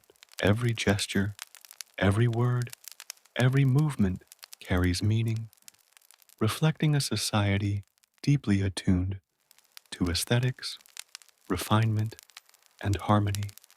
The Heian period is renowned for its literature, most notably The Tale of Genji by Murasaki Shikibu, often considered the world's first novel. Imagine a court lady in the quiet hours of dawn, seated by a paper screen, her brush moving gracefully across fine paper as she records the intricate stories of love, ambition, and human longing. The rhythm of her writing mirrors the soft cadence of life in the palace, slow, deliberate, and imbued with awareness of the fleeting beauty of each moment. Through such works, we gain intimate insight into the minds and emotions of people who lived over a millennium ago, their thoughts flowing gently into the present, carrying us with them. Art and aesthetics flourish throughout Heian society. Calligraphy, painting, music, and flower arrangement are cultivated with meticulous care. Imagine the soft scratch of brush on paper, the delicate blending of pigments in a landscape painting, the quiet pluck of strings on a biwa, or the measured placement of blossoms in an elegant arrangement. These acts are both practical and meditative, a way for the court to express emotion, convey subtle messages, and harmonize with the rhythms of nature.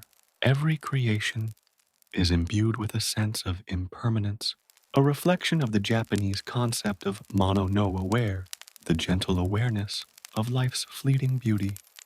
Buddhism continues to play an important role, influencing both personal practice and public ritual.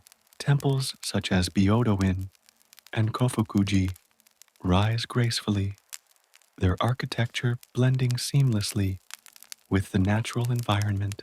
Imagine walking along the moss-covered stone paths leading to these temples, the soft murmur of water in garden streams, the gentle rustle of leaves overhead, and the faint glow of incense smoke curling into the morning light. Monks chant sutras in a calm, steady rhythm, their voices harmonizing with the wind, the water, and the birds, creating a soundscape that is both meditative and eternal. Courtly life is highly ritualized. Ceremonies mark the changing seasons, the emperor's events, and personal milestones of aristocrats. Imagine a gentle spring festival. Courtiers wearing flowing silk robes move slowly across palace gardens, carrying paper lanterns or delicate fans. The scent of cherry blossoms drifts through the air, petals fluttering softly to the ground. Music from koto and flute rises quietly, blending with birdsong and the occasional splash of water from a pond. Every gesture is meaningful, every arrangement deliberate, reflecting a world that treasures subtlety, elegance, and harmony above all else. The Heian period is also a time of political sophistication and subtle intrigue. Powerful families, most notably the Fujiwara clan, consolidate influence through strategic marriages, alliances, and courtly maneuvering. Imagine quiet conversations in shadowed corridors, the soft clink of jewelry as a noblewoman adjusts her robes, the rustle of silk as courtiers bow and whisper. Authority is exercised through persuasion, reputation, and careful adherence to etiquette rather than through overt force. This creates a delicate balance of power, where subtlety, patience, and awareness are as important as wealth or birthright. Daily life in the provinces is quieter, but still connected to the rhythms of the capital. Farmers tend rice fields, artisans shape wood, clay, and metal, and local temples maintain rituals that reflect both Shinto and Buddhist traditions. Imagine walking along a rural path lined with thatched houses, the soft squelch of earth underfoot, the faint hum of insects, the distant laughter of children, and the occasional call of a farmer calling to livestock. Life in these regions mirrors the slow, deliberate rhythm of the court while maintaining a grounded connection to the land, nature, and community. The seasons shape the experience of life during the Heian period.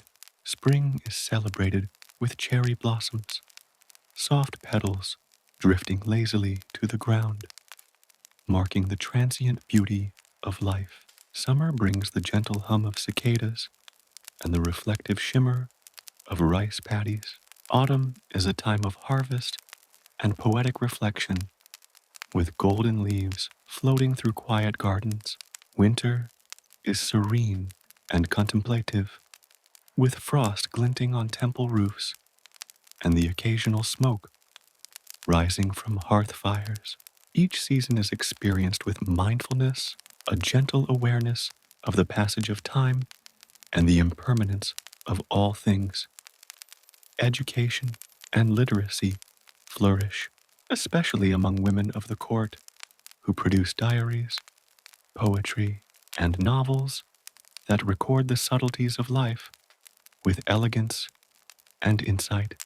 Imagine a noble woman seated beside a gently flowing stream, her brush moving slowly across paper, the water reflecting the morning light as she pens a reflection on the quiet beauty of falling leaves or the softness of evening shadows.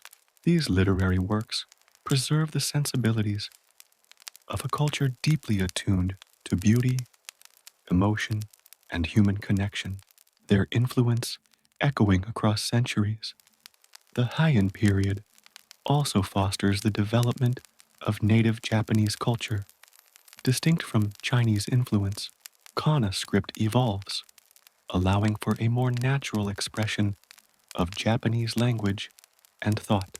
Literature, painting, and music reflect uniquely Japanese aesthetics, focusing on emotional subtlety, natural imagery, and the impermanence of beauty. Imagine a scroll painting depicting a gentle mountain stream. The water flows slowly, birds glide overhead, and mist drifts softly through pine forests. Every stroke of ink captures a moment, a feeling, a quiet meditation on the interconnectedness of life and nature. As night falls over Heian-kyo, the city is transformed into a soft, reflective world. Lanterns glow gently along streets and palace corridors, Fires burn quietly within homes, and the faint hum of water in canals creates a soothing backdrop. Courtiers read and write, monks chant softly, and the air is filled with the delicate fragrance of incense and flowers. Imagine yourself walking along a quiet palace garden, the petals of cherry and plum trees drifting slowly around you, the cool evening breeze brushing your skin, and a sense of calm settling deeply within your being. The Heian period teaches us about the beauty of deliberate living, the cultivation of elegance, and the quiet power of art, ritual, and poetry. It is a world where subtlety is revered, patience is essential, and every gesture carries meaning. As you breathe slowly, feel the gentle rhythm of life in Heian, Japan, the soft pulse of the seasons, the quiet flow of water, and the serene presence of temples, gardens, and palaces. Let the elegance, calm, and contemplative beauty of this era lull you deeper into relaxation and rest.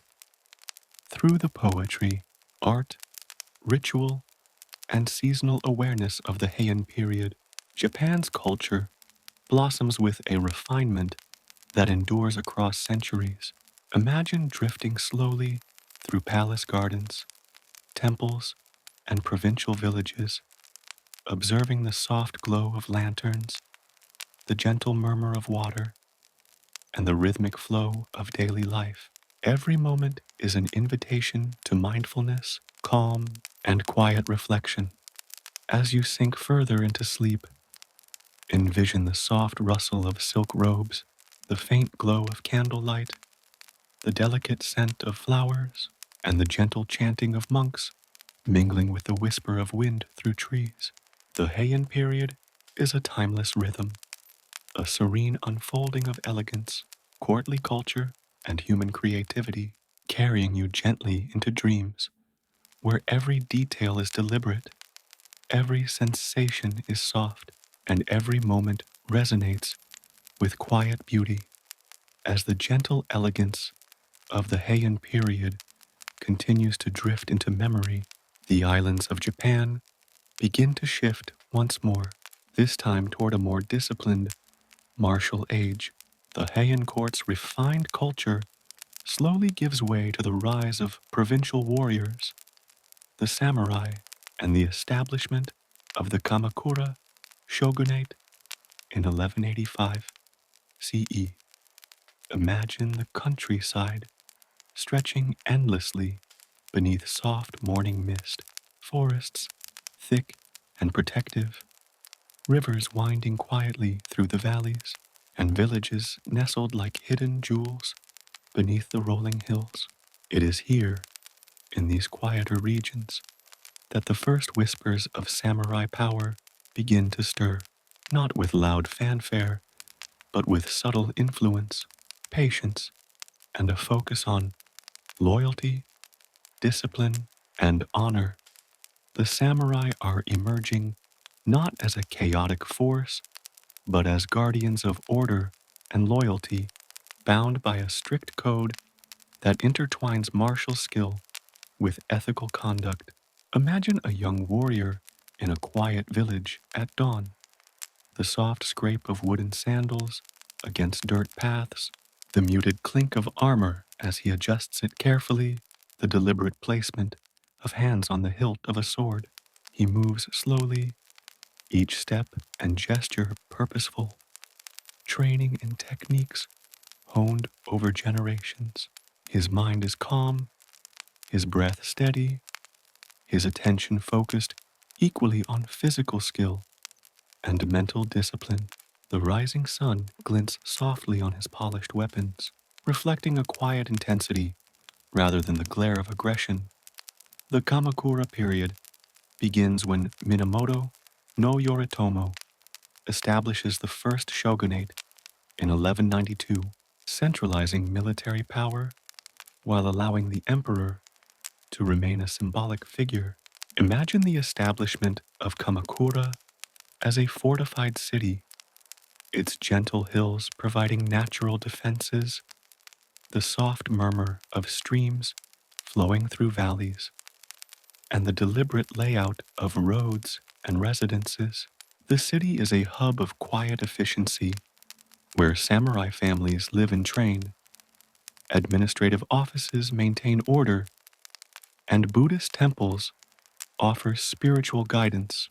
Every aspect of the city is designed for balance, the protection of life, the cultivation of skill, and the integration of moral principles with martial governance. Training and discipline dominate the daily life of samurai. From early morning to late evening, warriors practice horseback riding, archery, swordsmanship, and strategy.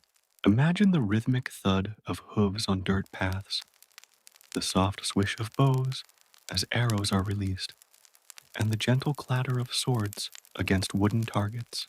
The air carries the scent of pine, earth, and the faint smoke of ritual fires as masters guide students in both physical and ethical instruction.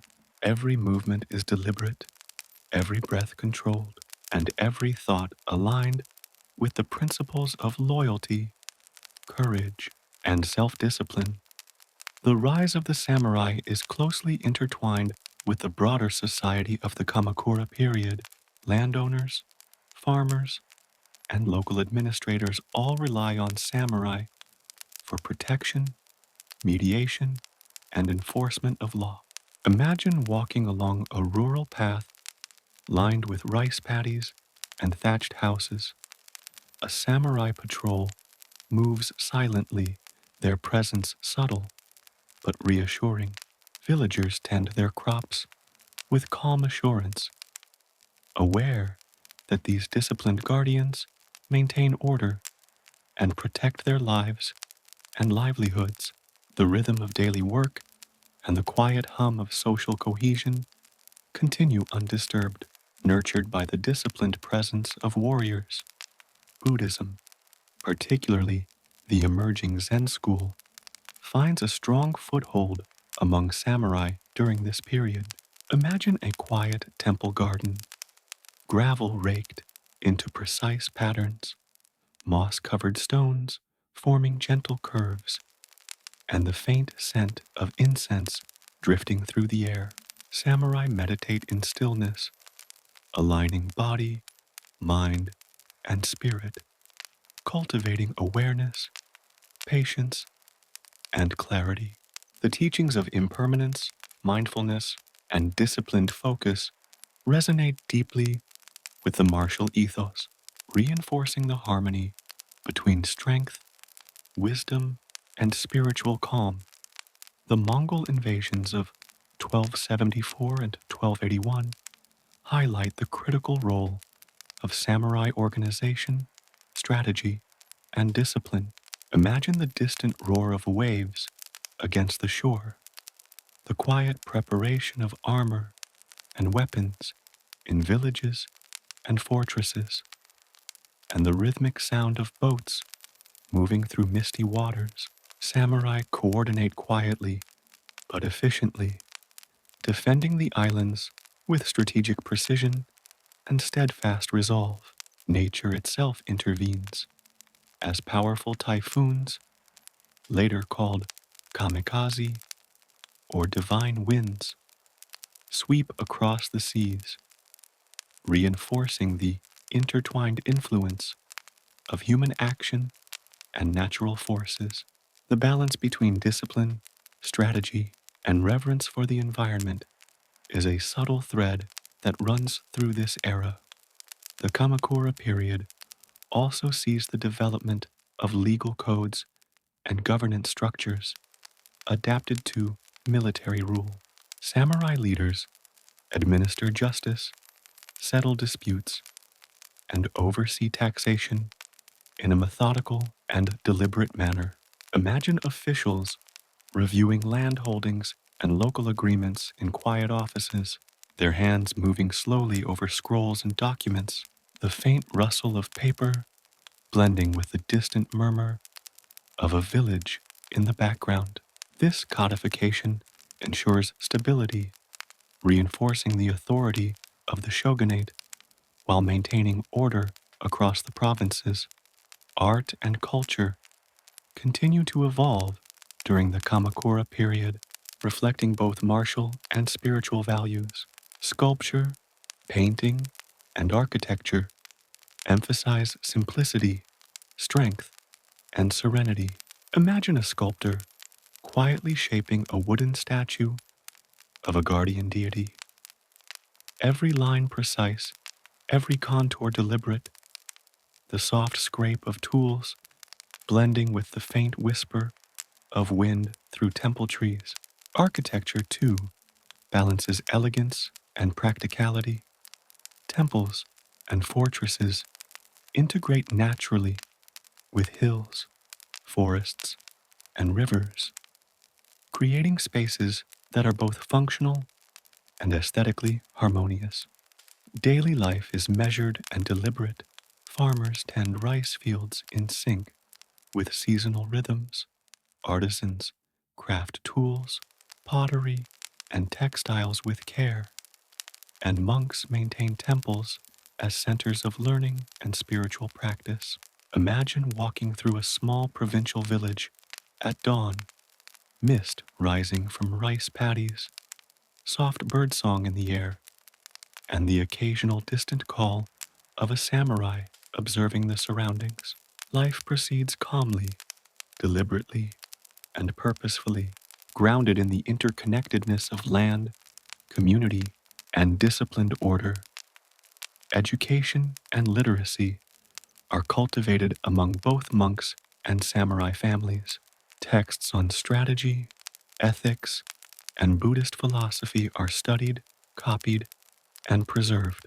Imagine a samurai quietly reading in a dimly lit room, the soft flicker of a lamp reflecting off polished wooden surfaces as his mind absorbs lessons on both worldly and spiritual guidance.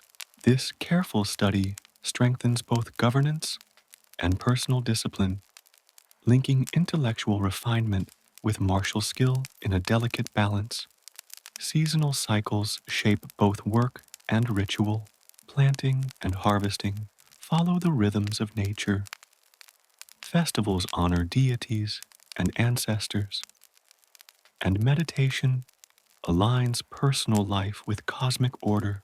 Imagine spring cherry blossoms falling softly onto raked temple gardens, summer cicadas humming gently through bamboo groves, autumn leaves drifting lazily across village paths, and winter frost glinting quietly on temple roofs.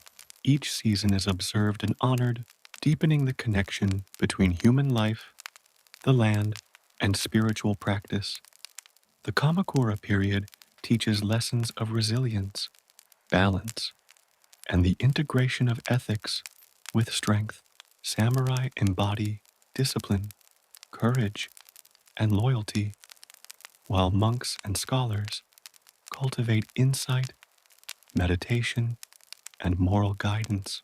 Villages, towns, and the countryside function in harmony, their rhythms steady, deliberate, and enduring. Imagine standing quietly on a hilltop overlooking a village. The soft glow of fires, the distant murmur of water, and the gentle wind carrying the faint scent of rice paddies and pine. All of life moves in measured calm, aligned with nature, discipline, and enduring human effort. As night falls, imagine the soft flicker of lanterns in provincial homes, the quiet chants of monks in temples, and the rhythmic rustle of leaves in evening breezes. The Kamakura period is a world of patient structure, disciplined growth, and subtle harmony. Let yourself drift through quiet forests, along misty riverbanks, and across serene temple gardens, carried gently by the deliberate, measured pulse of samurai life and the calm presence of history unfolding. Through the rise of the samurai and the Kamakura Shogunate. The islands of Japan embrace a new rhythm, one of disciplined strength, ethical conduct, spiritual reflection, and quiet cultural growth. Imagine yourself walking alongside these warriors and monks, feeling the steady pulse of life, observing the delicate balance of land, community, and cosmic order, and breathing slowly as the calm of this era carries you deeper into restful dreams. As the calm discipline of the Kamakura period gradually fades into memory, Japan's islands gently shift into a new era, the Muromachi period, beginning in 1336 with the establishment of the Ashikaga shogunate.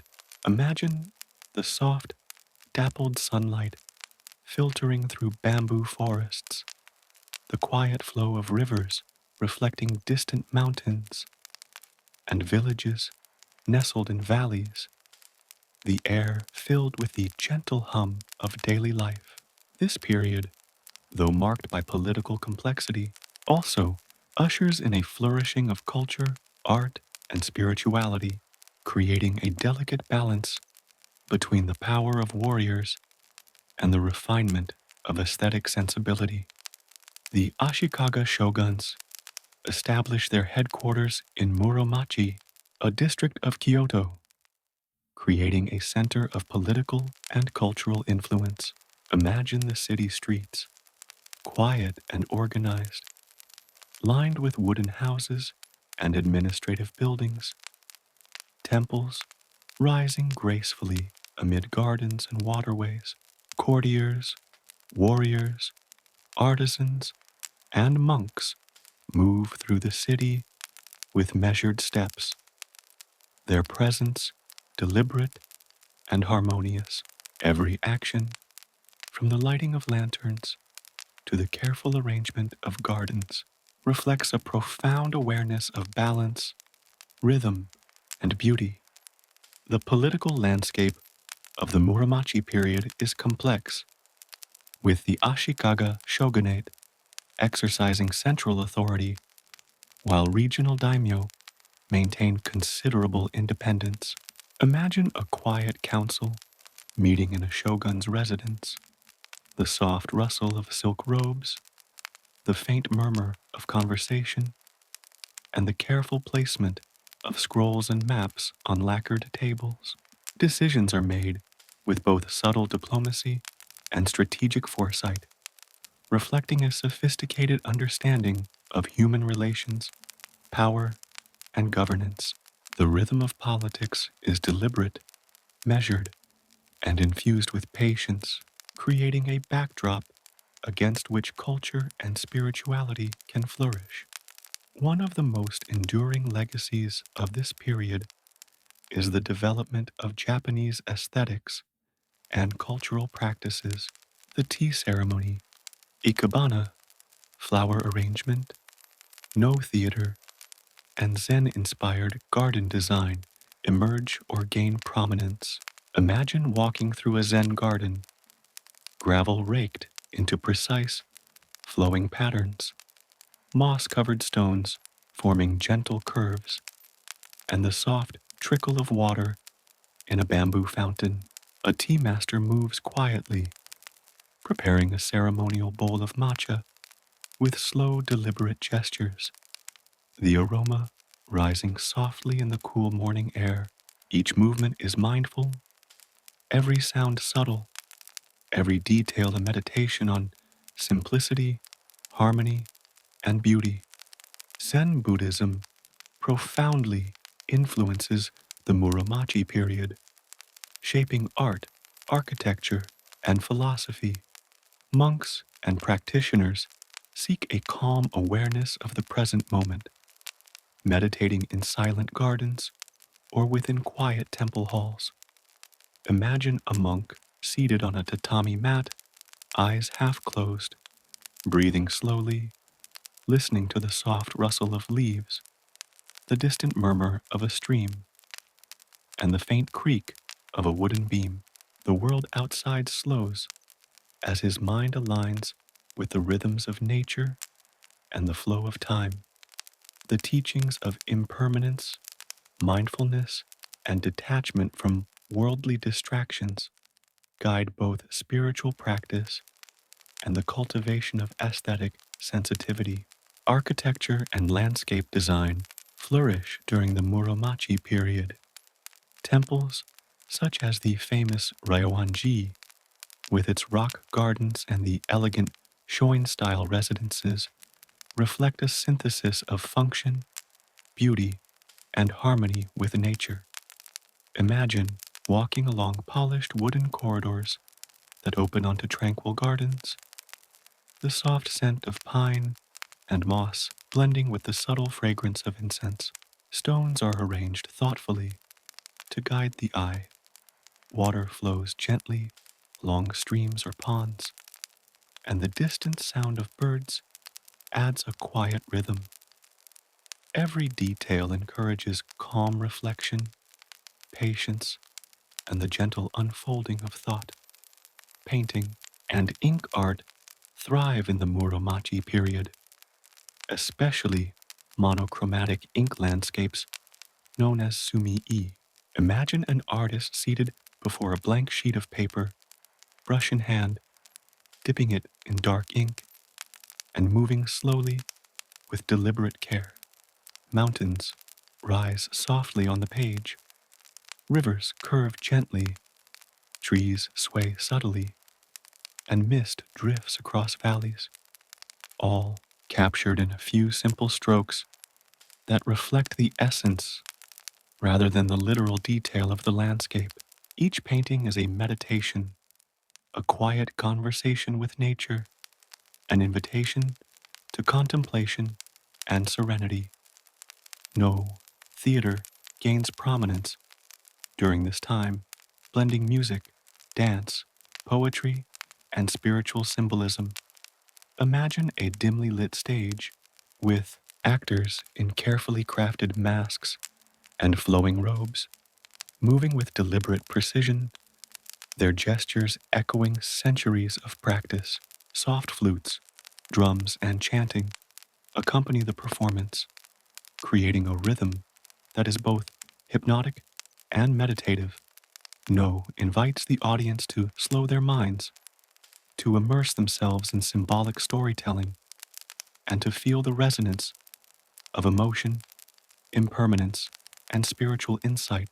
Daily life in the countryside continues with quiet rhythm, integrated with both practical work and spiritual observance. Farmers tend rice paddies and tea fields. Artisans craft pottery, lacquerware, and textiles, and villagers observe local festivals and seasonal rituals. Imagine walking along a quiet country path, the gentle splash of water in irrigation channels, the soft call of birds overhead, the faint scent of freshly turned earth.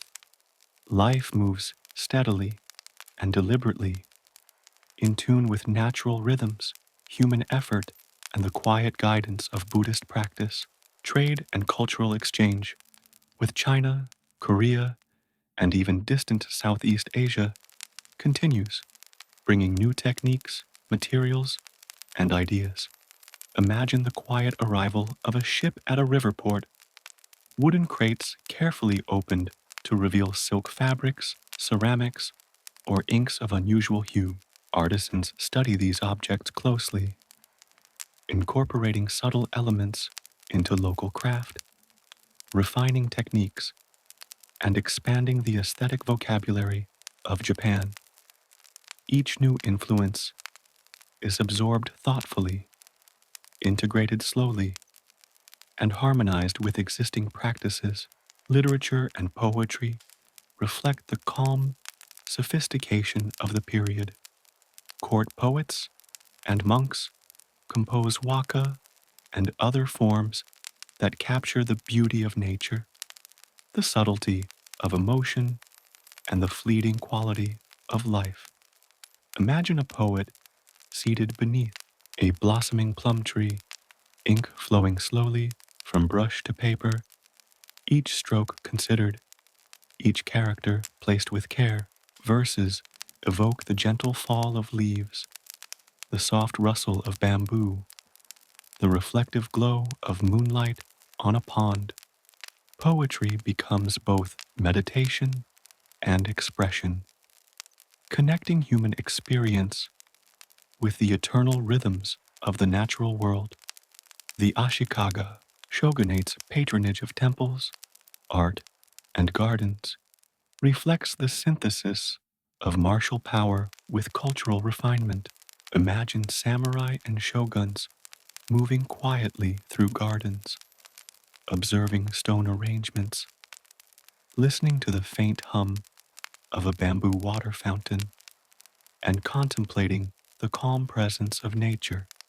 This cultivation of aesthetic awareness aligns with the disciplined, strategic thinking of military life, creating a subtle harmony between action, reflection, and spiritual understanding. Festivals, rituals, and ceremonies remain central to communal life, blending Shinto and Buddhist elements. Seasonal celebrations, harvest festivals, and temple rites are conducted with measured reverence. Imagine a quiet autumn festival. Lanterns glow softly along village paths. Gentle music accompanies dance and ritual, and villagers offer small gifts of rice, fruit, or incense. Every movement is deliberate, every sound measured, and every observation of seasonal change is a meditation on impermanence and harmony. Education and literacy continue to grow, particularly within monastic communities and among samurai families.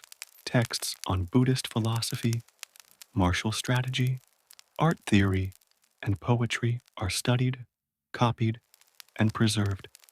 Imagine a young samurai seated in a temple hall, reading slowly by the soft glow of candlelight, absorbing lessons in ethics, strategy, and mindfulness. The knowledge gained informs both action and reflection, bridging the realms of martial skill, cultural appreciation, and spiritual understanding. The Muromachi period teaches lessons of balance, refinement, and patient cultivation of both strength and beauty.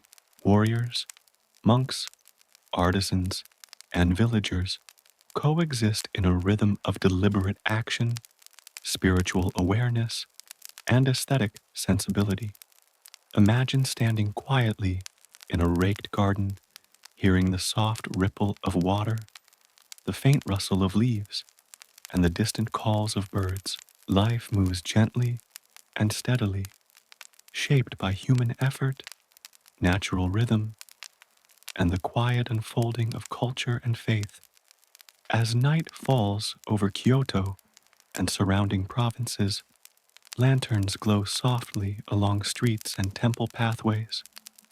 Incense smoke curls into the cool air, and the distant murmur of rivers provides a soothing backdrop. Monks chant quietly in temple halls. Artisans work on finishing delicate objects by lamplight, and samurai reflect in calm meditation. Imagine yourself walking slowly among them, the soft pulse of life carrying you forward, the serene presence of gardens, temples, and flowing water, lulling your mind toward rest. Through the cultural renaissance of the Muromachi period, Japan embraces a subtle, deliberate harmony of martial discipline, spiritual insight, and aesthetic refinement. Imagine drifting slowly through quiet gardens, ink-painted landscapes, temple, halls, and raked stones, sensing the measured rhythm of life, the gentle flow of time, and the calm presence of history unfolding all around.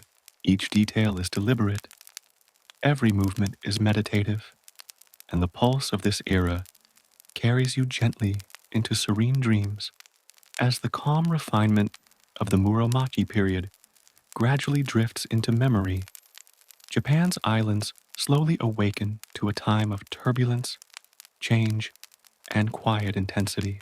This is the Sengoku period, often called the Age of Warring States, beginning around the mid-15th century and lasting well into the 16th century.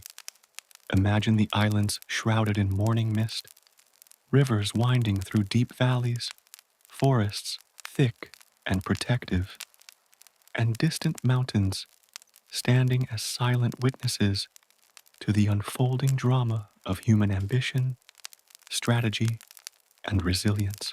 The Sengoku period is marked by the rise of powerful regional lords, or daimyo, who control vast territories and maintain private armies of samurai. Imagine a daimyo's fortress perched atop a gently sloping hill, surrounded by lush forests and carefully cultivated rice paddies. Wooden palisades and stone walls rise with quiet authority, designed not only for defense, but also as a reflection of status, power, and careful planning. Within, samurai train diligently, their movements precise, disciplined, and deliberate, preparing for campaigns that will determine the balance of power across the islands. Daily life during this period is a delicate blend of vigilance, labor, and subtle strategy. Farmers continue to tend rice fields, artisans produce tools and weaponry, and merchants facilitate trade. Yet the ever-present tension of conflict shapes every action. Imagine walking along a quiet village path, the soft rustle of bamboo leaves, the gentle gurgle of irrigation channels, and the distant echo of a wooden clatter as a samurai practices with his sword. Life carries on, measured and purposeful, yet each movement is underpinned by awareness of the uncertainties that define this era. The Sengoku period is defined by constant strategic maneuvering. Battles are fought not only on open fields, but also through negotiation, alliance, and diplomacy. Imagine a quiet council meeting within a daimyo's castle, scrolls laid carefully upon tables, maps depicting mountains, rivers, and villages, the faint murmur of advisors, and the deliberate brushstrokes of ink marking troop movements. Decisions are made with patience, foresight, and a deep understanding of human behavior, reflecting the subtle intelligence and strategic thinking that are as important as the clash of weapons. Samurai culture continues to evolve, emphasizing not only martial skill, but also loyalty, discipline, and ethical conduct. Imagine a samurai practicing archery at dawn. The bow is drawn slowly, the arrow released with calm precision, and the warrior's breath remains steady and measured. Training encompasses swordsmanship, horseback riding, spear techniques, and strategy, yet also includes meditation, study of classical texts, and reflection on moral principles. The samurai embodies the harmony of strength, wisdom, and disciplined spirit, a subtle presence that radiates both authority and calm. The introduction of firearms, brought by Portuguese traders in the mid-16th century, adds a quiet but transformative layer to military strategy. Imagine a distant shore where a small trading ship arrives, the sound of waves mingling with the faint creak of timbers. Within its cargo are arquebuses, unfamiliar weapons that create new possibilities for defense and offense. Samurai and their retainers study these firearms carefully, learning to integrate them into traditional tactics, blending the new with the old in deliberate, thoughtful ways. This technological influence subtly shifts the rhythm of warfare, strategy, and social organization across the islands. Buddhism and Shinto continue to influence daily life, offering spiritual guidance amidst turbulence. Temples and shrines provide spaces of reflection, meditation, and community support. Imagine a quiet morning at a mountain temple. Incense curls gently in the air. Monks chant in slow, measured tones, and the distant sound of a stream provides a soothing backdrop. Villagers bring small offerings of rice, fruit, or flowers, maintaining a connection with the spiritual world, even as political tensions ripple through the land. Spiritual practice offers calm, patience, and guidance, anchoring life in the midst of uncertainty. Art and culture adapt subtly to the era of conflict. No theater, ink painting, and poetry continue to flourish, reflecting both the beauty of nature and the transience of life. Imagine an artist painting a misty landscape. Mountains rise softly in ink, rivers curve gently, and distant forests fade into pale haze. Each brushstroke is deliberate, meditative, and contemplative, capturing not only physical form, but also the quiet impermanence of existence. Poetry captures fleeting emotions, the subtle melancholy of separation, and the delicate awareness of impermanence, echoing the uncertainty and beauty of daily life. Castles become central to both defense and governance. Imagine a multi-tiered fortress atop a hill, surrounded by dry moats and wooden watchtowers. Inside, the daimyo conducts council meetings, receives envoys, and oversees daily affairs. Stone paths wind through gardens, wooden bridges span tranquil ponds, and corridors lead to quiet meditation spaces. These castles are not only military hubs, but also centers of administration, culture, and spiritual practice, reflecting the integration of power, beauty, and reflection. The Sengoku period is also an age of trade and exchange, both within Japan and with distant lands. Portuguese, Chinese, and Korean merchants bring goods, ideas, and new techniques, quietly transforming local practices. Imagine a bustling port along a misty river. Small boats glide across calm water, carrying silk, ceramics, and spices. Artisans study new materials and methods, integrating them slowly into local craft, while traders and samurai alike absorb the subtleties of foreign techniques, gradually enriching Japanese culture without haste or fanfare. Daily life in villages continues amidst these political shifts. Farmers plant and harvest according to seasonal rhythms. Artisans produce goods with meticulous care, and local communities maintain festivals and rituals. Imagine walking along a rural path at dusk, the soft chirping of cicadas, the distant call of a night bird, and the gentle glow of fires in thatched homes. Villagers move deliberately, maintaining calm routines, even as the distant clamor of war echoes faintly across hills and valleys. Life retains continuity, measured and resilient, like the steady flow of a river beneath autumn leaves.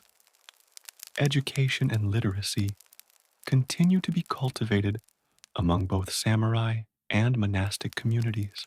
Scrolls, maps, and texts on strategy, philosophy, and ritual are studied carefully, copied meticulously, and preserved thoughtfully. Imagine a young samurai reading a scroll by lantern light, his hands steady, his mind focused, absorbing lessons in strategy, ethics, and reflection. Knowledge, discipline, and spiritual insight are interwoven, forming the backbone of leadership, governance, and personal growth amidst a period of uncertainty. Seasonal changes shape every aspect of life, offering both practical guidance and meditative reflection. Spring brings planting, blooming flowers, and festivals. Summer carries the soft hum of cicadas, long days, and warm river waters. Autumn's golden leaves mark harvest and contemplation, while winter frost and snow inspire quiet reflection and the maintenance of hearth and home. Each season offers rhythm, beauty, and lessons in patience, impermanence, and the subtle cycles of life. The Sengoku period teaches resilience, adaptability, and the quiet power of disciplined effort. Samurai, monks, artisans, and villagers navigate a world of uncertainty with calm awareness, patience, and deliberate action. Imagine standing atop a hill overlooking a river valley at dawn.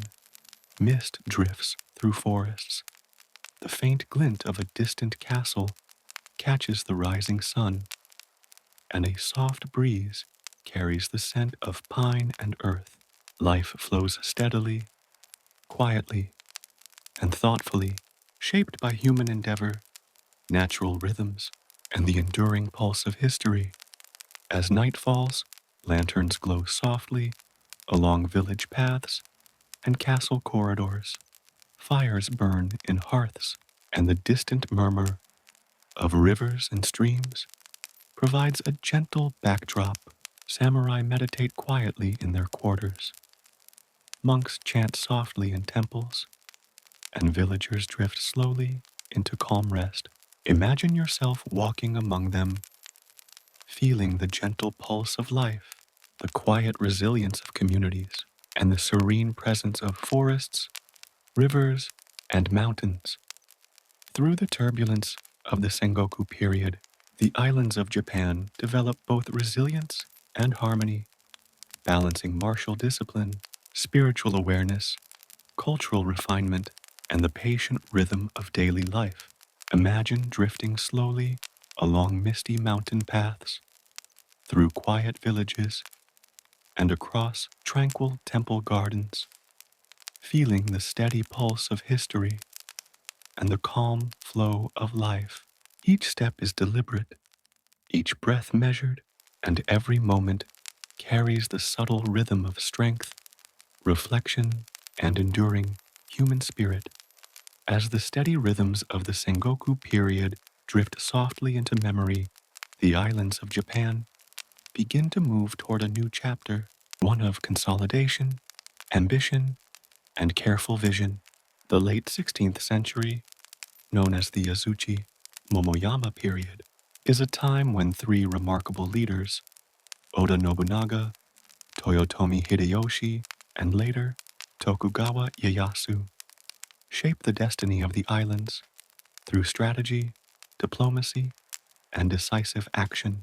Imagine the land stretching out beneath the early morning mist, mountains standing as silent sentinels, rivers gleaming softly in the sunlight, and villages nestled quietly in valleys, all awaiting the subtle currents of change that ripple across the terrain. Oda Nobunaga emerges first, a formidable daimyo who begins the delicate task of unifying the fragmented territories of Japan.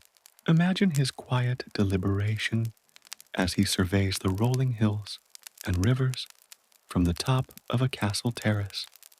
The distant murmur of activity in villages below, the soft clatter of armor and swords as samurai train, and the faint scent of smoke from hearths drifting upward.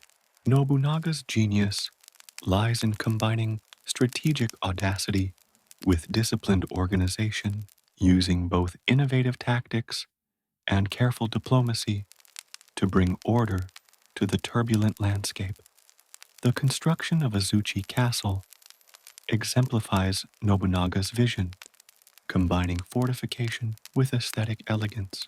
Picture the castle rising atop a gentle hill, wooden beams polished to a subtle sheen, stone walls carefully arranged, and terraces opening to gardens and courtyards.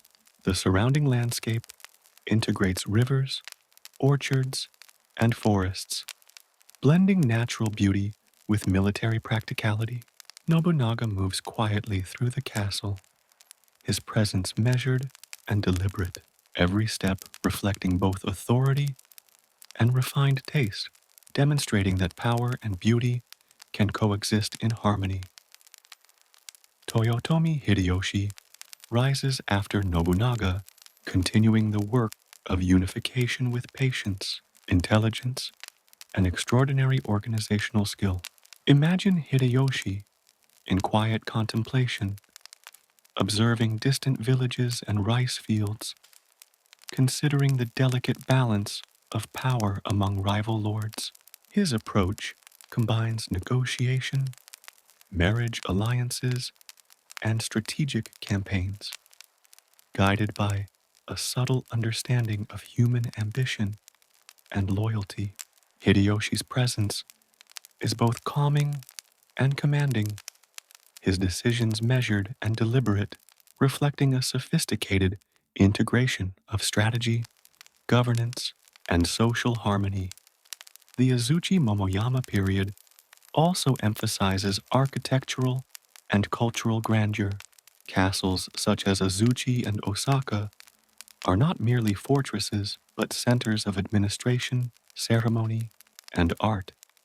Imagine walking through a castle courtyard, the soft crunch of gravel underfoot, the quiet ripple of a pond, the deliberate arrangement of rocks and lanterns in a garden, and wooden corridors illuminated by gentle sunlight. Within these spaces, courtiers, samurai, and artisans move with grace and awareness, balancing martial readiness with aesthetic refinement, creating environments that reflect both power and elegance. Art, theater, and craftsmanship flourish during this period. No and Kyogin performances continue. Tea ceremonies evolve into precise rituals, and paintings and lacquerware demonstrate both technical skill and philosophical reflection. Imagine an artisan slowly layering pigments on a delicate folding screen. Mountains rise softly in misty ink. Rivers curve gently through forests, and distant temples emerge subtly in the landscape. Every stroke is deliberate, meditative, and reflective of the impermanence and beauty of life. Music from flutes and drums accompanies quiet rituals, filling spaces with a rhythm that soothes the mind and nurtures contemplation. Trade and contact with foreign powers subtly influence Japanese society. Portuguese traders arrive, bringing firearms, Christianity, and exotic goods. Imagine a small harbor on a misty morning, the creak of ship timbers, the soft lapping of waves, and crates being unloaded carefully, revealing unfamiliar fabrics, metals, and instruments. Samurai and merchants study these items thoughtfully, integrating elements where useful, while preserving the integrity of local craft and cultural tradition. This measured incorporation of foreign influence reflects the deliberate and careful approach of leaders and communities during this transformative era. The lives of common people, though shaped by military campaigns, continue in steady rhythm. Farmers tend fields with quiet diligence. Artisans work slowly on pottery, metalwork, and textiles, and villagers observe seasonal festivals, rituals, and communal obligations. Imagine walking through a rural village, the soft clinking of tools, the faint murmur of conversations, the gentle rustle of leaves, and the distant laughter of children. Even amid social upheaval, life maintains continuity, marked by patience, persistence, and careful attention to the cycles of nature and human work. Hideyoshi implements policies that stabilize society and consolidate power, such as land surveys, the separation of samurai from farmers, and restrictions on weapon ownership. Imagine a quiet official recording land boundaries along a riverbank. Ink flows slowly across paper, measurements are taken deliberately, and the presence of samurai nearby reassures villagers while maintaining order. These policies create a structure that balances authority, social harmony, and practical governance, guiding the islands toward unity without abrupt disruption. Religion remains a subtle yet profound influence. Buddhist temples and Shinto shrines continue to provide spaces for meditation, community gatherings, and spiritual reflection. Imagine a mountain temple at dawn. Incense curls softly in the air, monks chant in measured tones, and the distant murmur of water offers a soothing accompaniment. Villagers bring quiet offerings, participate in ritual, and observe the teachings of both faiths, blending spiritual guidance with daily life in a rhythm that is calm, steady, and enduring. The cultural refinement of the period extends to tea ceremonies, garden design, and poetry.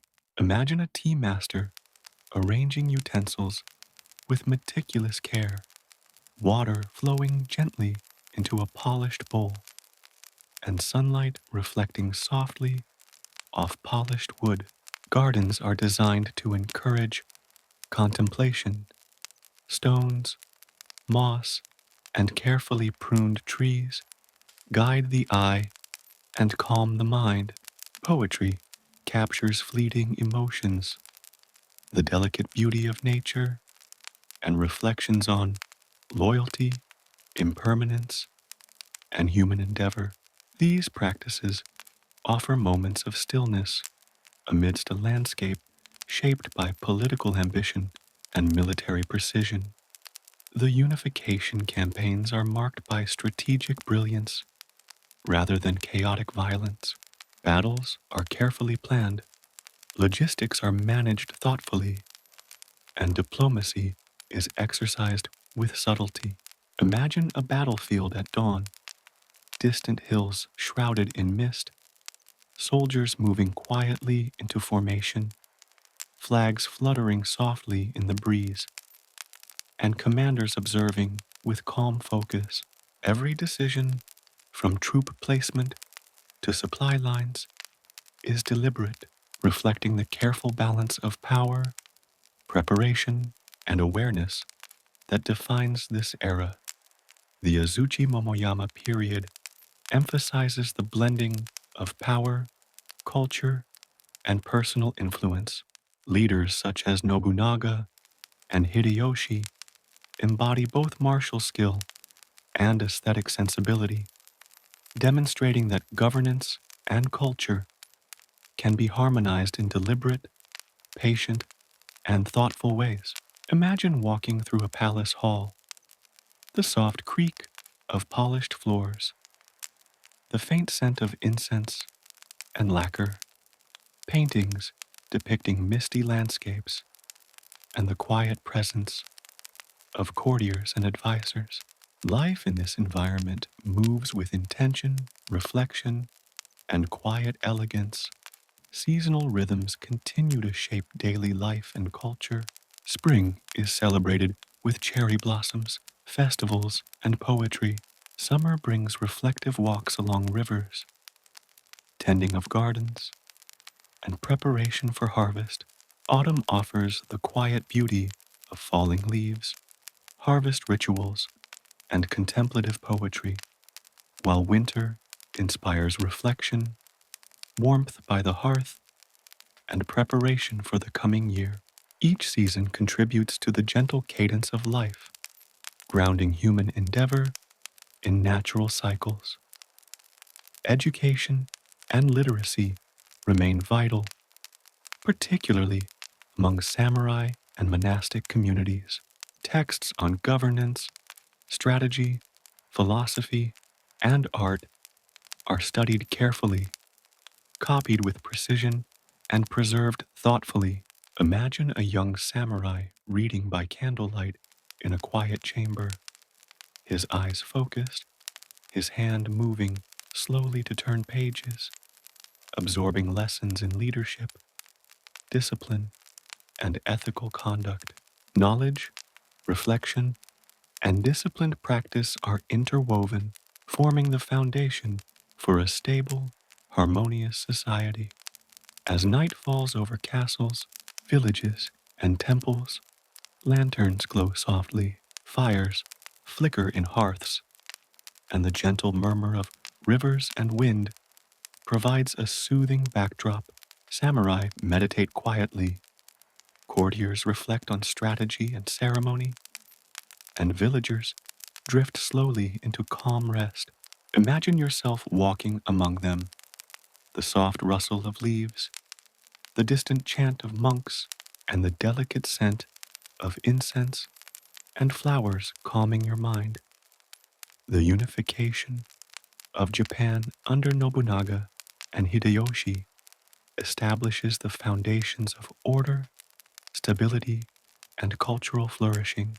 Power, culture, and refinement blend harmoniously, creating a world in which strategy, aesthetics, and spiritual insight coexist gently and deliberately. Imagine drifting slowly through castle gardens, temple courtyards, and quiet villages, sensing the steady pulse of life, the careful rhythm of human endeavor, and the serene presence of history unfolding around you. Through the Azuchi Momoyama period, the islands of Japan learn the delicate art of balance between ambition and wisdom, power and culture, discipline and reflection. Imagine the soft light of lanterns, the quiet murmur of rivers, the gentle rustle of trees, and the slow, deliberate rhythm of life, carrying you into deep, restful dreams, enveloped in the calm presence of a society finding unity and refinement after centuries of turbulence. As the delicate unification of Japan under Oda Nobunaga and Toyotomi Hideyoshi settles into memory, the islands gradually enter a period of enduring stability, quiet refinement, and deliberate governance. The Tokugawa, or Edo period, beginning in 1603 under Tokugawa Ieyasu.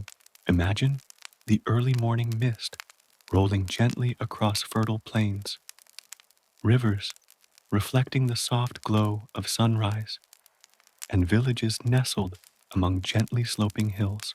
This era is defined by peace, order, and an extraordinary cultivation of culture where the rhythm of daily life, seasonal cycles, and social structure blend seamlessly, creating a calm and enduring pulse that carries across decades. Tokugawa Ieyasu establishes Edo, modern-day Tokyo, as the center of shogunate power, creating a city that embodies both authority and harmony.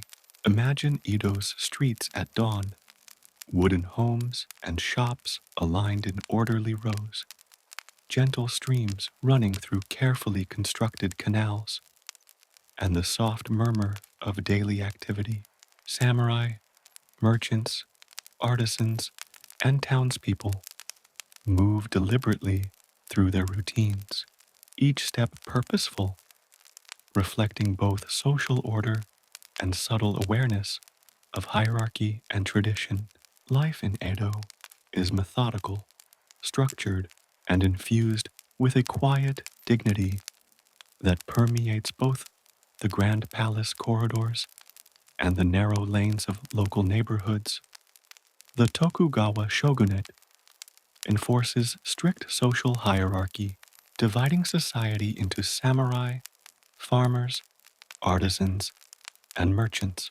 Imagine a quiet morning in a rural village. Farmers tend rice paddies in slow, steady rhythm, the water rippling softly over levees, while samurai observe from distant paths, their presence reassuring yet unobtrusive. Artisans work meticulously in workshops, crafting pottery, textiles, and lacquerware, their tools moving rhythmically, the air filled with the gentle hum of creation. Merchants prepare goods for trade, moving deliberately through streets lined with timber-framed buildings. Each social class has its role, its rhythm, and its place in a system designed to maintain peace and stability.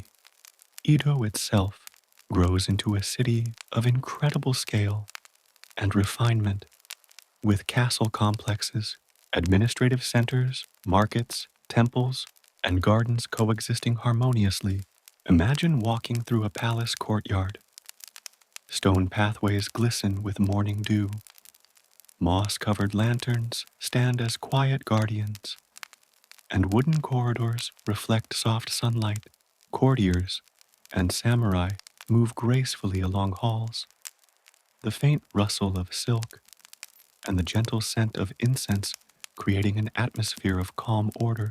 Outside the palace, Edo's bustling streets hum with measured energy, merchants calling softly, rickshaws gliding along narrow roads, and riverboats drifting slowly along gentle currents. The policy of national seclusion, or Sakoku, is introduced, limiting foreign contact while encouraging internal development and self-sufficiency. Imagine a coastal village bathed in golden light, small fishing boats drifting silently along calm waters, and traders preparing goods for local markets.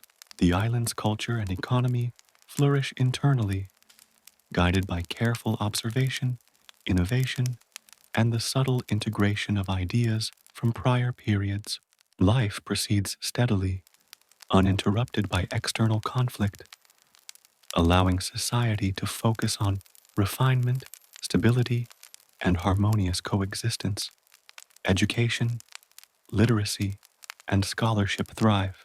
Terrakoya, or temple schools, provide instruction in reading, writing, and arithmetic for children of commoners, while samurai families emphasize Confucian studies, martial training, and ethics.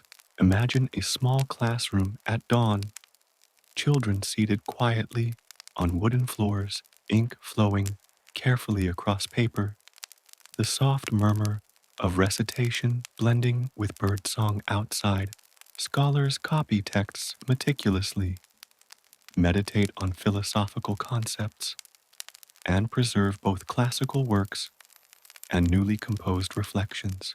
Knowledge is cultivated patiently, contributing to social cohesion, ethical conduct, and cultural continuity. Culture flourishes in both urban centers and the countryside. Ukiyo-e woodblock prints, kabuki theater, no performances, and tea ceremonies thrive, reflecting aesthetics, emotion, and social commentary. Imagine an ukiyo-e artist applying ink to a block with precise movements, creating images of city life, landscapes, and actors, each stroke deliberate, each curve carefully balanced. Theater stages echo with the gentle rustle of costumes, the soft rhythm of musical accompaniment, and the measured cadence of dialogue. Tea ceremonies provide a meditative counterpoint, slow and precise, integrating gesture, scent, and taste into a calm ritual of mindfulness. Architecture evolves with elegance and practicality. Samurai residences, merchant houses, and temples are designed to harmonize with natural light, seasonal shifts, and functional needs. Imagine walking through a Shoin-style house. Tatami mats cool beneath your feet, sliding screens open onto a garden with raked gravel and carefully arranged stones. The faint scent of pine and incense rising gently, every space encourages reflection, calm, and a deliberate awareness of beauty, rhythm, and proportion. Agriculture remains the foundation of society. Rice cultivation dominates, guided by meticulous planning, irrigation systems, and seasonal observation. Imagine standing beside a rice paddy at dawn. Water reflects the soft pink glow of sunrise. Farmers move rhythmically through fields, and the gentle hum of insects and distant calls of birds create a steady, calming rhythm. Surplus harvests support urban populations, fund cultural projects, and maintain the delicate balance between human endeavor and natural cycles. Religion and spirituality continue to shape life in Edo, Japan. Buddhist temples and Shinto shrines serve as centers of ritual, meditation, and seasonal celebration. Imagine a mountain shrine at dusk. Lanterns glow softly, incense curls into cool air, and monks chant in slow, deliberate tones. Villagers offer rice, fruit, or flowers, participating in rituals that anchor daily life to cycles of nature, cosmic order, and moral reflection. Spiritual practice offers calm, continuity, and guidance amidst the ordered rhythms of society. Travel and communication evolve under the Tokugawa Shogunate. The Tokaido Road and other highways connect Edo with regional centers, facilitating movement of people, goods, and ideas. Imagine walking along a quiet road lined with pine trees, the soft clatter of wheels on wooden bridges, the distant murmur of rivers, and the occasional rustle of travelers' clothing. Inns, tea houses, and local markets provide spaces of rest and exchange, embedding commerce, hospitality, and social cohesion within the tranquil rhythm of daily movement. The Edo period emphasizes seasonal observances, festivals, and cultural reflection. Spring cherry blossom festivals inspire poetry, tea ceremonies, and quiet walks. Summer festivals feature lanterns, music, and gentle dance.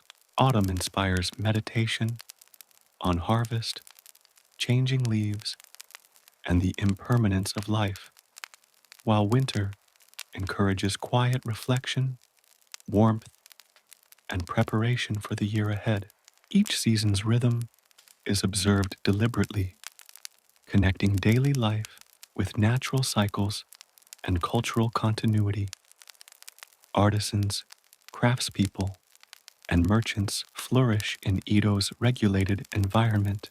Lacquerware, textiles, ceramics, and metalwork demonstrate technical mastery, subtle elegance, and careful integration of aesthetic principles. Imagine a potter shaping clay slowly on a wheel, each turn deliberate, water and earth interacting in rhythmic harmony, the soft murmur of assistants and birds blending into a meditative atmosphere. Every creation embodies the patient cultivation of skill, beauty, and purpose. Literature and scholarship thrive, with works ranging from historical chronicles and moral treatises to poetry, fiction, and commentary on urban life.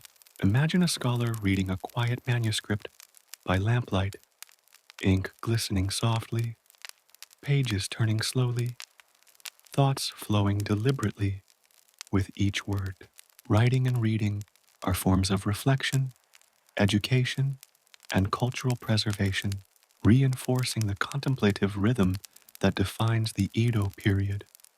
The Tokugawa period also fosters a sense of social order and personal discipline. Samurai families maintain loyalty and ethical standards, merchants adhere to codes of conduct, and farmers cultivate both land and character. Imagine walking through a village at dusk.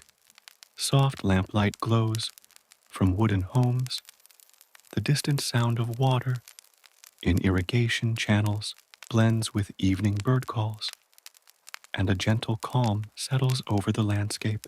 Life is deliberate, steady, and harmonious, a testament to the enduring influence of Tokugawa governance. As night descends, lanterns illuminate Edo's streets and temple courtyards. Fires flicker softly in hearths, and the gentle murmur of rivers provides a serene backdrop. Samurai meditate in quiet halls, artisans reflect on their craft, and villagers drift slowly into sleep. Imagine walking among them, the soft rustle of leaves, the faint hum of evening activity, and the lingering scent of incense and earth creating a calm, restorative presence. The Tokugawa Shogunate teaches patience, order, and the subtle interplay of social harmony, spiritual reflection, and aesthetic cultivation. Imagine drifting through Edo streets, rural villages, serene gardens, and temple courtyards. Every step measured, every breath deliberate, every observation steeped in calm awareness. The rhythm of this period carries one gently into contemplation, reflection, and peaceful dreams. Through the Edo period, Japan achieves remarkable stability, cultural refinement, and harmonious coexistence. The island's people move with purpose, awareness, and resilience, guided by the deliberate rhythms of governance, faith, and natural cycles. Imagine the soft glow of lanterns along riverbanks, the quiet murmur of distant rivers, and the gentle pulse of life across villages, castles, and temples. Let the calm, deliberate presence of the Tokugawa period lull you into deep, restful sleep, carried by centuries of serene rhythm and cultural harmony. As the serene rhythm of the Edo period unfolds, a subtle ripple begins to touch the islands of Japan from distant seas.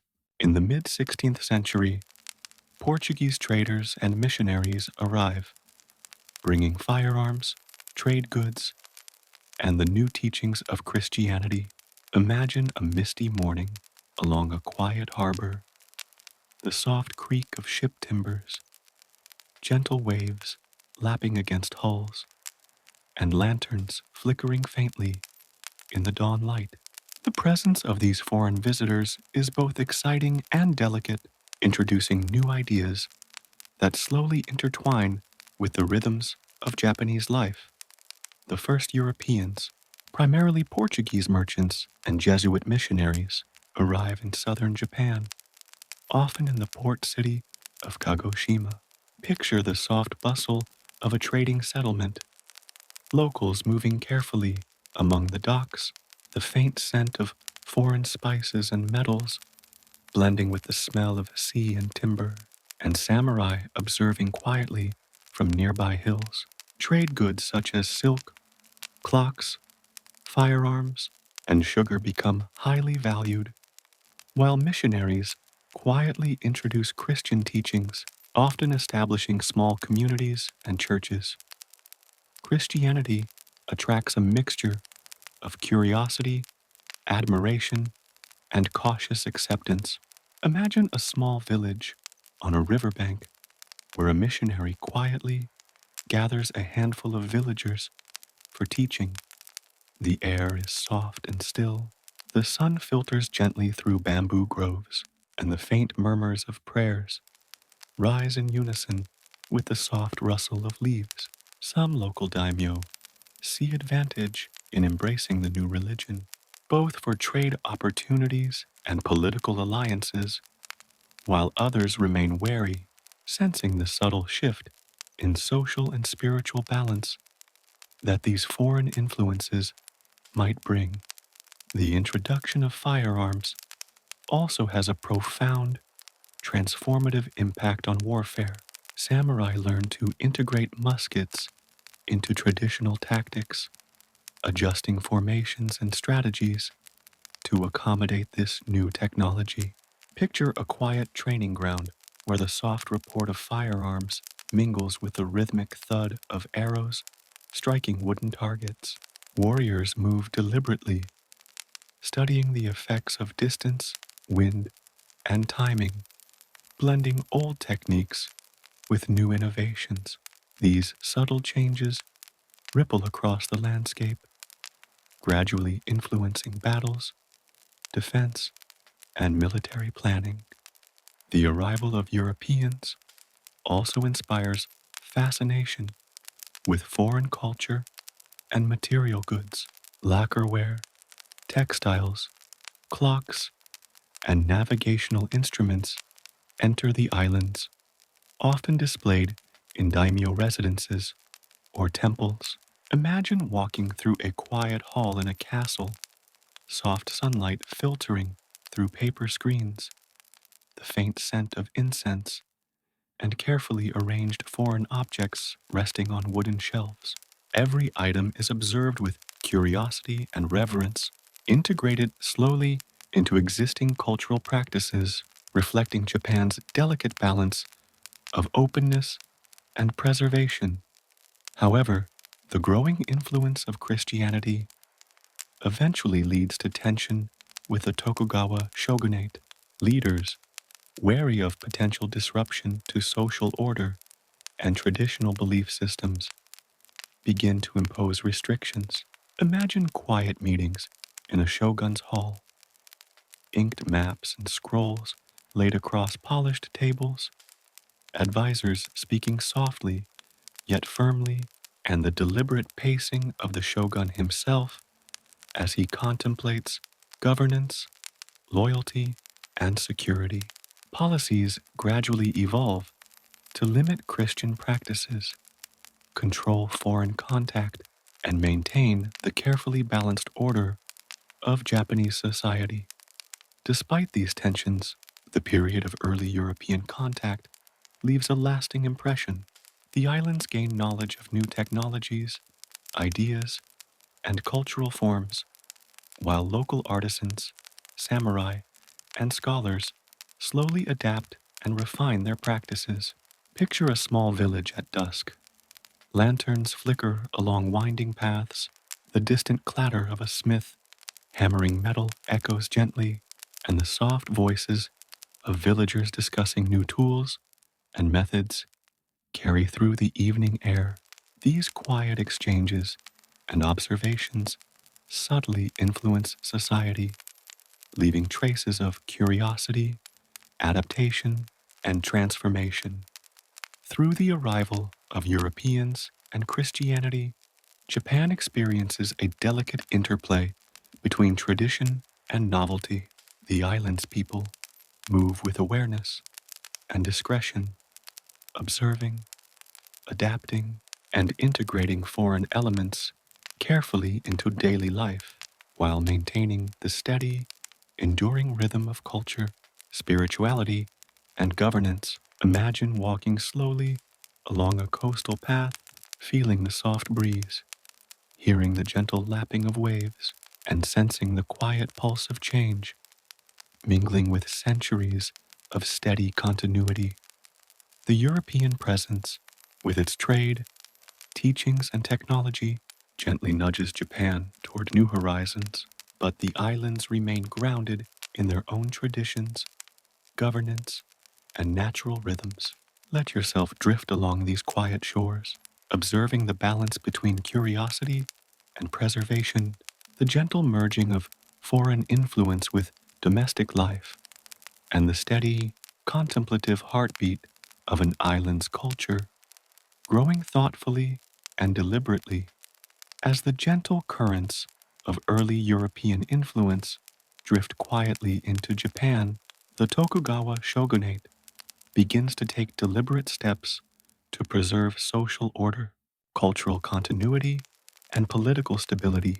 By the 1630s, a policy known as Sakoku, or closed country, is firmly established, restricting foreign contact and controlling trade, while ensuring that the islands remain protected, self-sufficient, and harmonious. Imagine the coastline at dawn, soft waves caressing sand and rocks, fishing boats moving slowly through calm waters, and distant mountains shrouded in morning mist.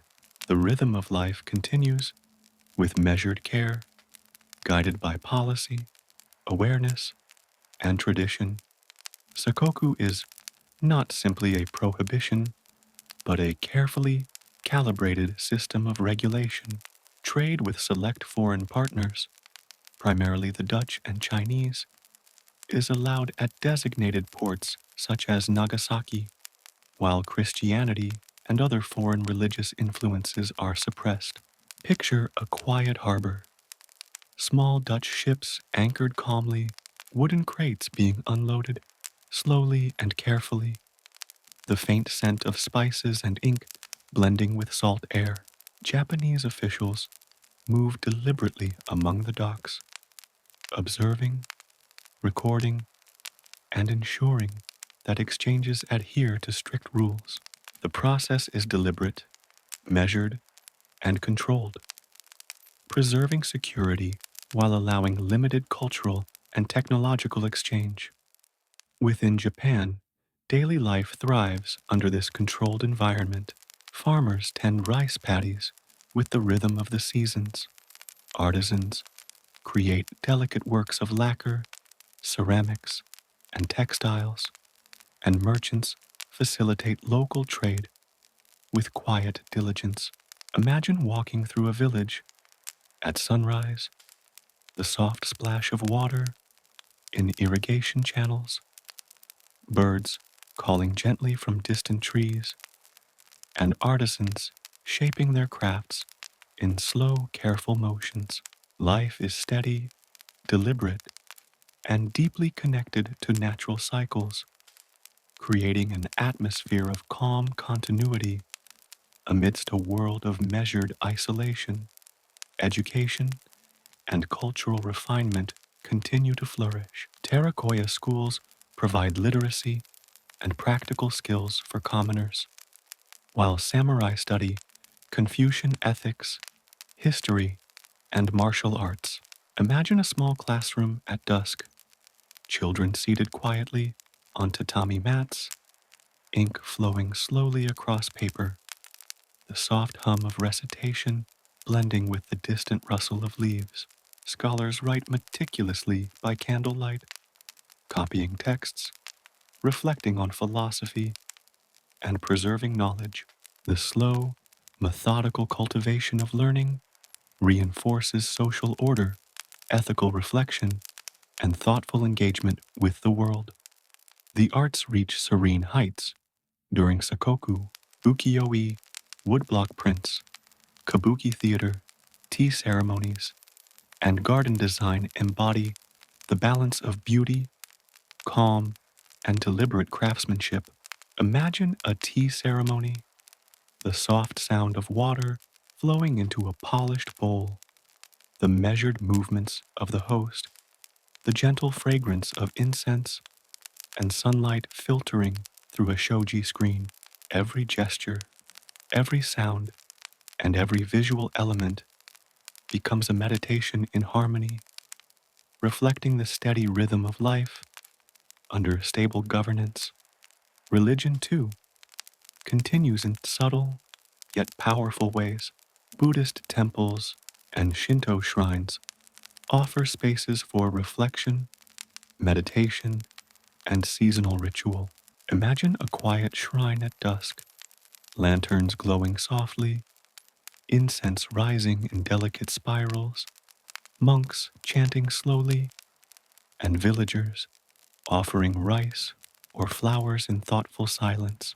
Spiritual life provides guidance, continuity, and a grounding presence, helping people navigate their daily routines within the measured structure of Tokugawa society. The Sakoku policy also ensures political stability by preventing the influence of foreign powers from upsetting the delicate balance of governance. Samurai, daimyo, and bureaucrats operate within a structured system, maintaining loyalty, order, and social hierarchy. Imagine a samurai walking silently along a forested path to a distant castle, his armor softly clinking, each step deliberate, every breath calm. The balance of authority, responsibility, and personal discipline resonates quietly throughout villages, towns, and cities alike. Trade within Japan becomes carefully organized, with local markets and regional hubs facilitating the exchange of rice, textiles, tools, and other goods. Imagine a market at mid-morning, merchants calling softly, baskets of fruit and rice arranged carefully, artisans offering finely crafted items, and the gentle murmur of townspeople moving among stalls. The rhythm of daily commerce is steady, deliberate, and harmonious, ensuring that communities thrive even as the nation remains largely closed to external influence. Seasonal rhythms continue to shape life, culture, and reflection. Spring brings cherry blossoms, gentle festivals, and quiet walks. Summer offers the soft buzz of cicadas, river swims, and preparation for the harvest. Autumn invites meditation on falling leaves and abundance, while winter inspires reflection, warmth by the hearth, and careful planning for the year ahead. Each season's natural cadence becomes a guiding rhythm for human activity, offering calm, continuity, and the subtle beauty of impermanence. Technology and ideas from abroad are absorbed selectively and slowly filtered through official channels to maintain security and social cohesion. Imagine a small port town. Dutch merchants quietly exchange goods under careful supervision. Samurai inspect firearms. Scholars study new instruments. And artisans experiment with new techniques, all under the watchful eyes of Tokugawa officials. The process is subtle, deliberate, and controlled, allowing Japan to benefit from innovation without risking disruption to social and political stability. As night falls, villages and cities are bathed in the soft glow of lanterns. Fires flicker gently in homes, and rivers murmur quietly in the background. Samurai meditate in castle halls, artisans reflect on their day's work, and villagers drift into calm sleep. Imagine walking along a quiet road, the rustle of leaves in the evening breeze, the faint hum of distant conversation, and the serene rhythm of life carrying you into deep, peaceful rest.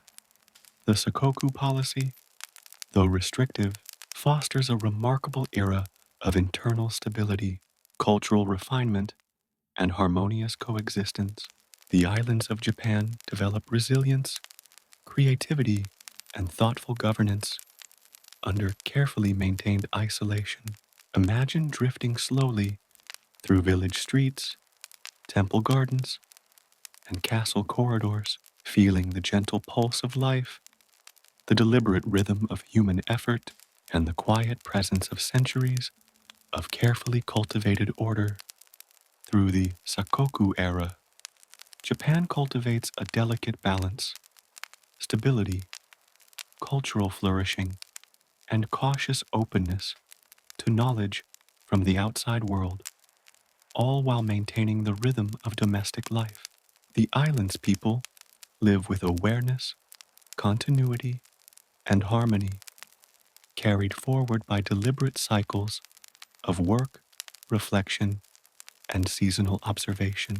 Let yourself drift among these quiet streets, serene gardens, and gentle rivers, letting the calm, measured rhythm of life carry you into restful sleep, guided by centuries of steady, deliberate continuity.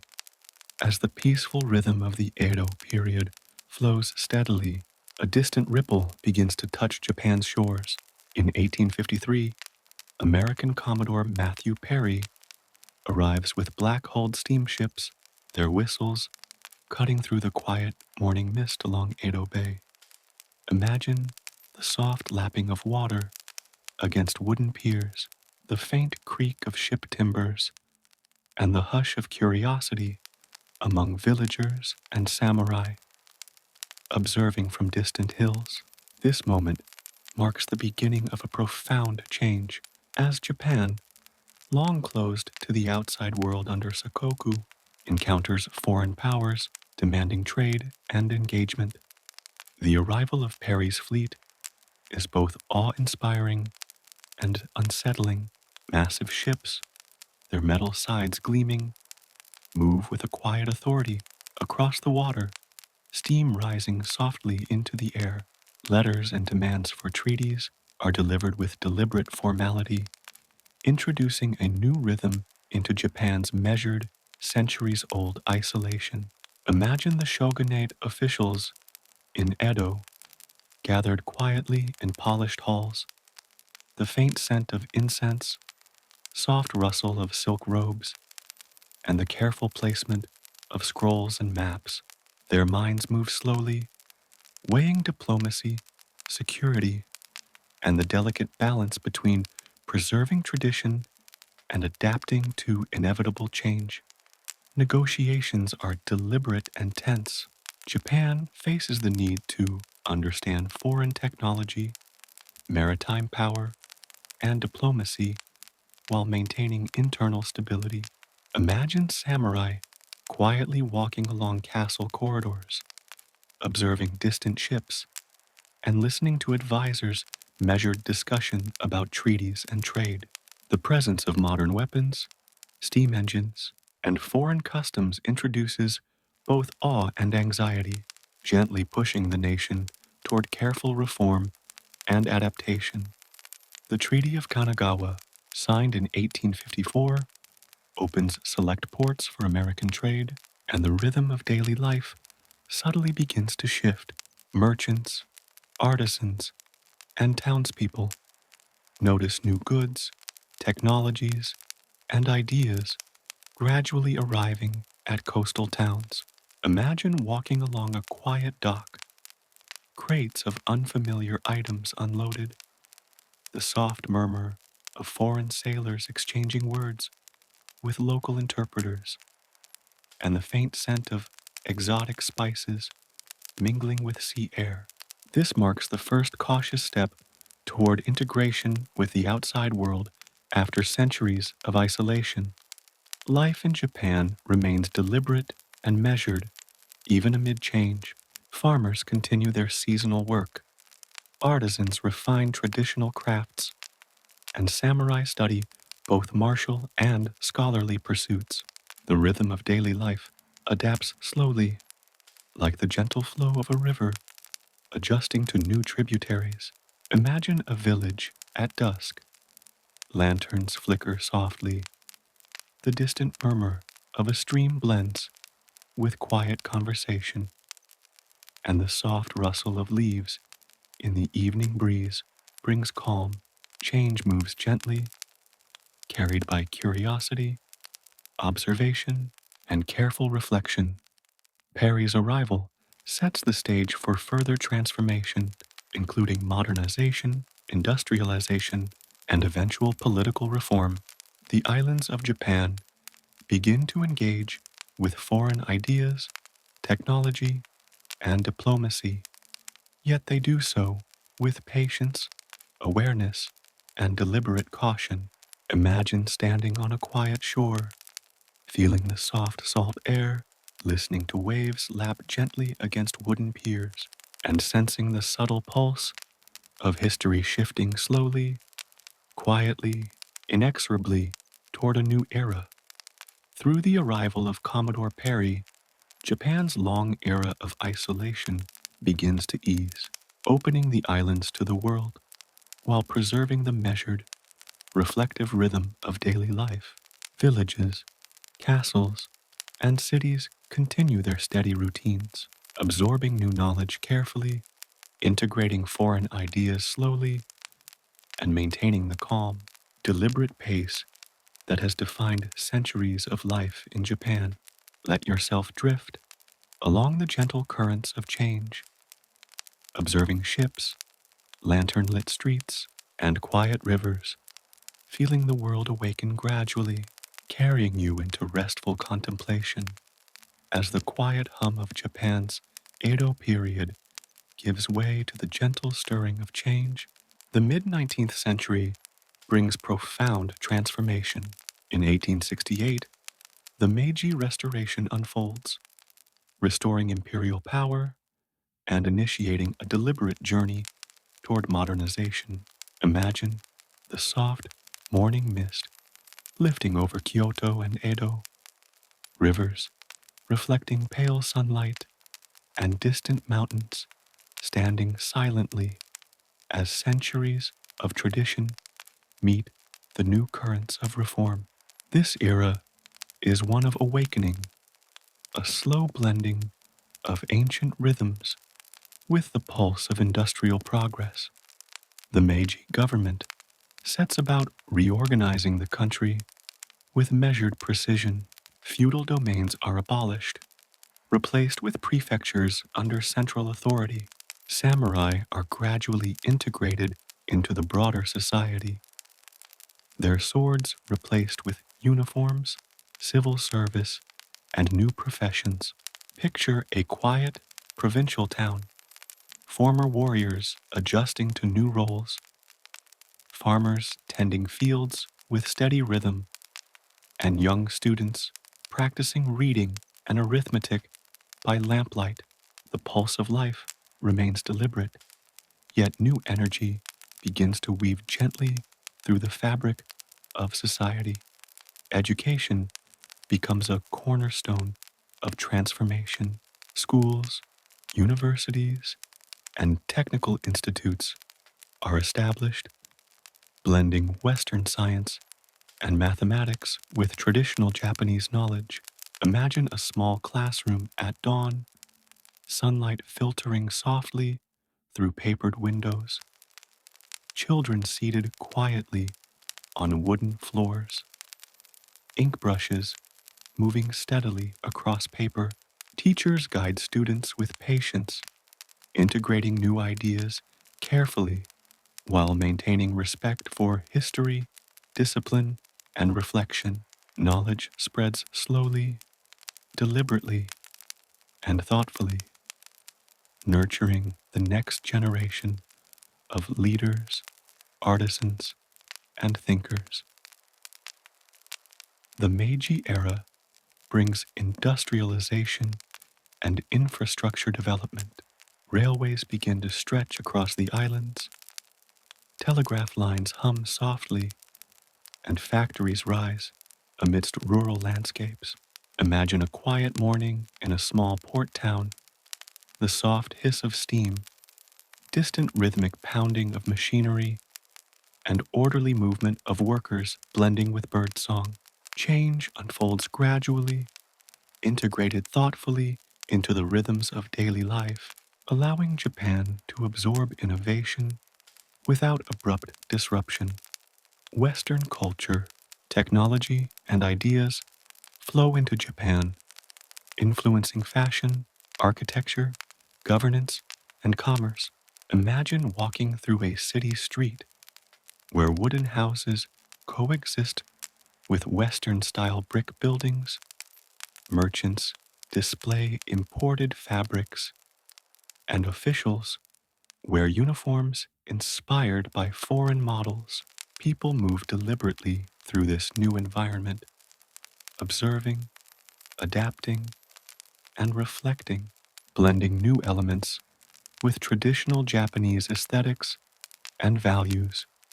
Transportation and communication improve steadily. Steamships, railways, and postal services connect distant regions, enabling the flow of people, goods, and ideas with a calm, purposeful rhythm. Imagine a train gliding softly through misty hills, passengers gazing quietly at rivers and forests, and the gentle hum of wheels over tracks blending with the natural sounds of the landscape. The islands remain intimately connected with nature even as modernity spreads. Political reform introduces a constitutional monarchy, a parliament, and legal codes influenced by Western models. Local governance is restructured, creating a balance between central authority and regional administration. Imagine officials moving deliberately through city halls, placing scrolls and documents carefully, consulting advisors, and observing the quiet rhythm of civic life. Reform is not rushed. It is slow, patient, and guided by careful observation of both foreign examples and domestic needs.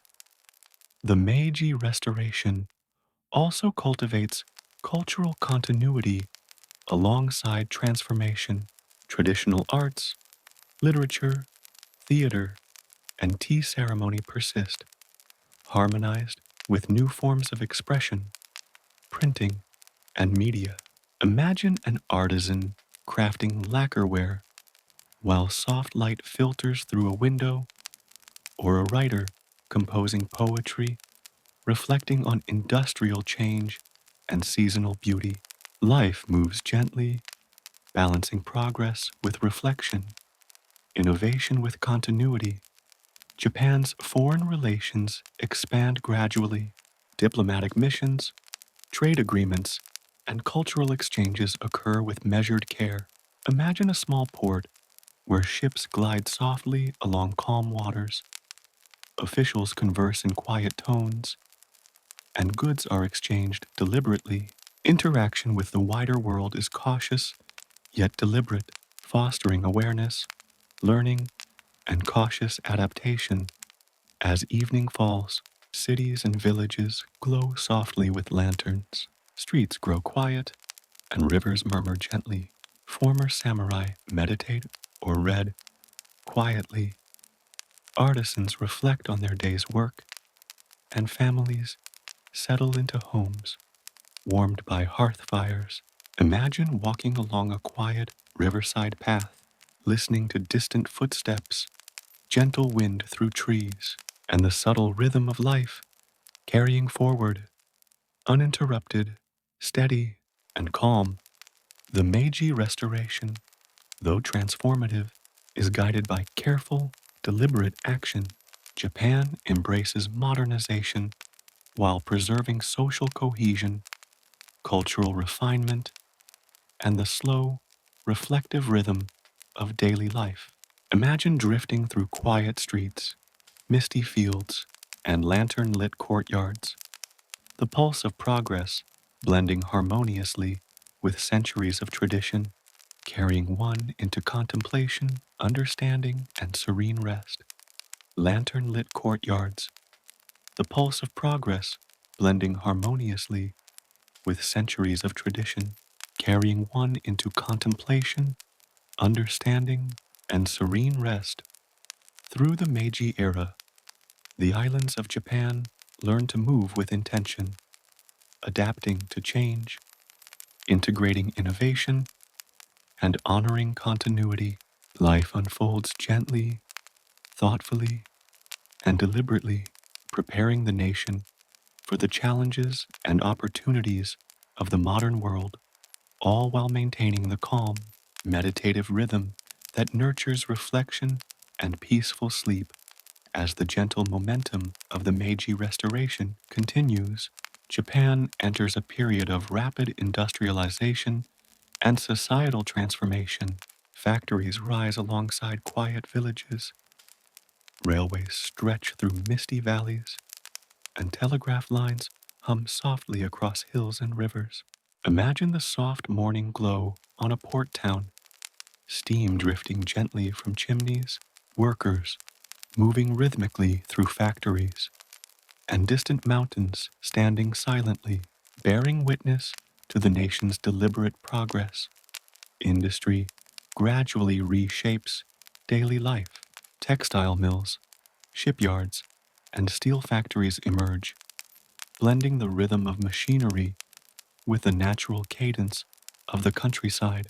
Imagine walking through a small factory, the soft clatter of looms, the measured thud of hammers, and the subtle scent of oil and wood mixing with fresh air. Artisans and laborers work steadily, observing precision, maintaining careful focus, and integrating new techniques with traditional craftsmanship. Change is absorbed deliberately, ensuring continuity and balance in everyday life. Transportation and communication revolutionize the islands. Railways connect cities, steamships glide along rivers and coasts, and postal and telegraph services carry messages with quiet efficiency. Imagine a train moving softly along tracks, passengers gazing at misty hills and shimmering rivers, the faint rhythm of wheels blending with distant bird calls. Movement is deliberate, yet fluid, linking communities and enabling trade, education, and cultural exchange while maintaining the meditative pulse of the countryside. Urban centers grow, combining Western-style architecture with traditional Japanese design. Streets are lined with brick buildings, shops, and tea houses, yet soft wooden homes, temples, and gardens remain, blending old and new. Imagine walking through a city at dusk. Lanterns flicker in quiet courtyards. Chimneys release faint wisps of smoke, and distant church bells or factory whistles punctuate the calm. Life unfolds at a careful rhythm, harmonizing innovation with centuries of cultural continuity. Education continues to expand and deepen. Schools teach science, mathematics, literature, and ethics, nurturing a generation capable of engaging with the modern world. Imagine a small classroom, children seated on wooden floors, ink flowing slowly across paper, teachers guiding lessons with patience, and the soft murmur of learning blending with distant natural sounds. Knowledge spreads steadily, quietly, and thoughtfully, preparing minds for the balance of tradition and progress. Culture and arts adapt gracefully. Kabuki and no theater continue. Ukiyo-e evolves into modern print media, and literature reflects both social change and seasonal reflection. Imagine a writer composing poetry by candlelight, the subtle scratch of brush on paper, soft wind rustling through bamboo, and faint footsteps on distant streets. Art becomes a bridge between the past and present, capturing the rhythm of daily life, contemplation, and subtle beauty amidst transformation.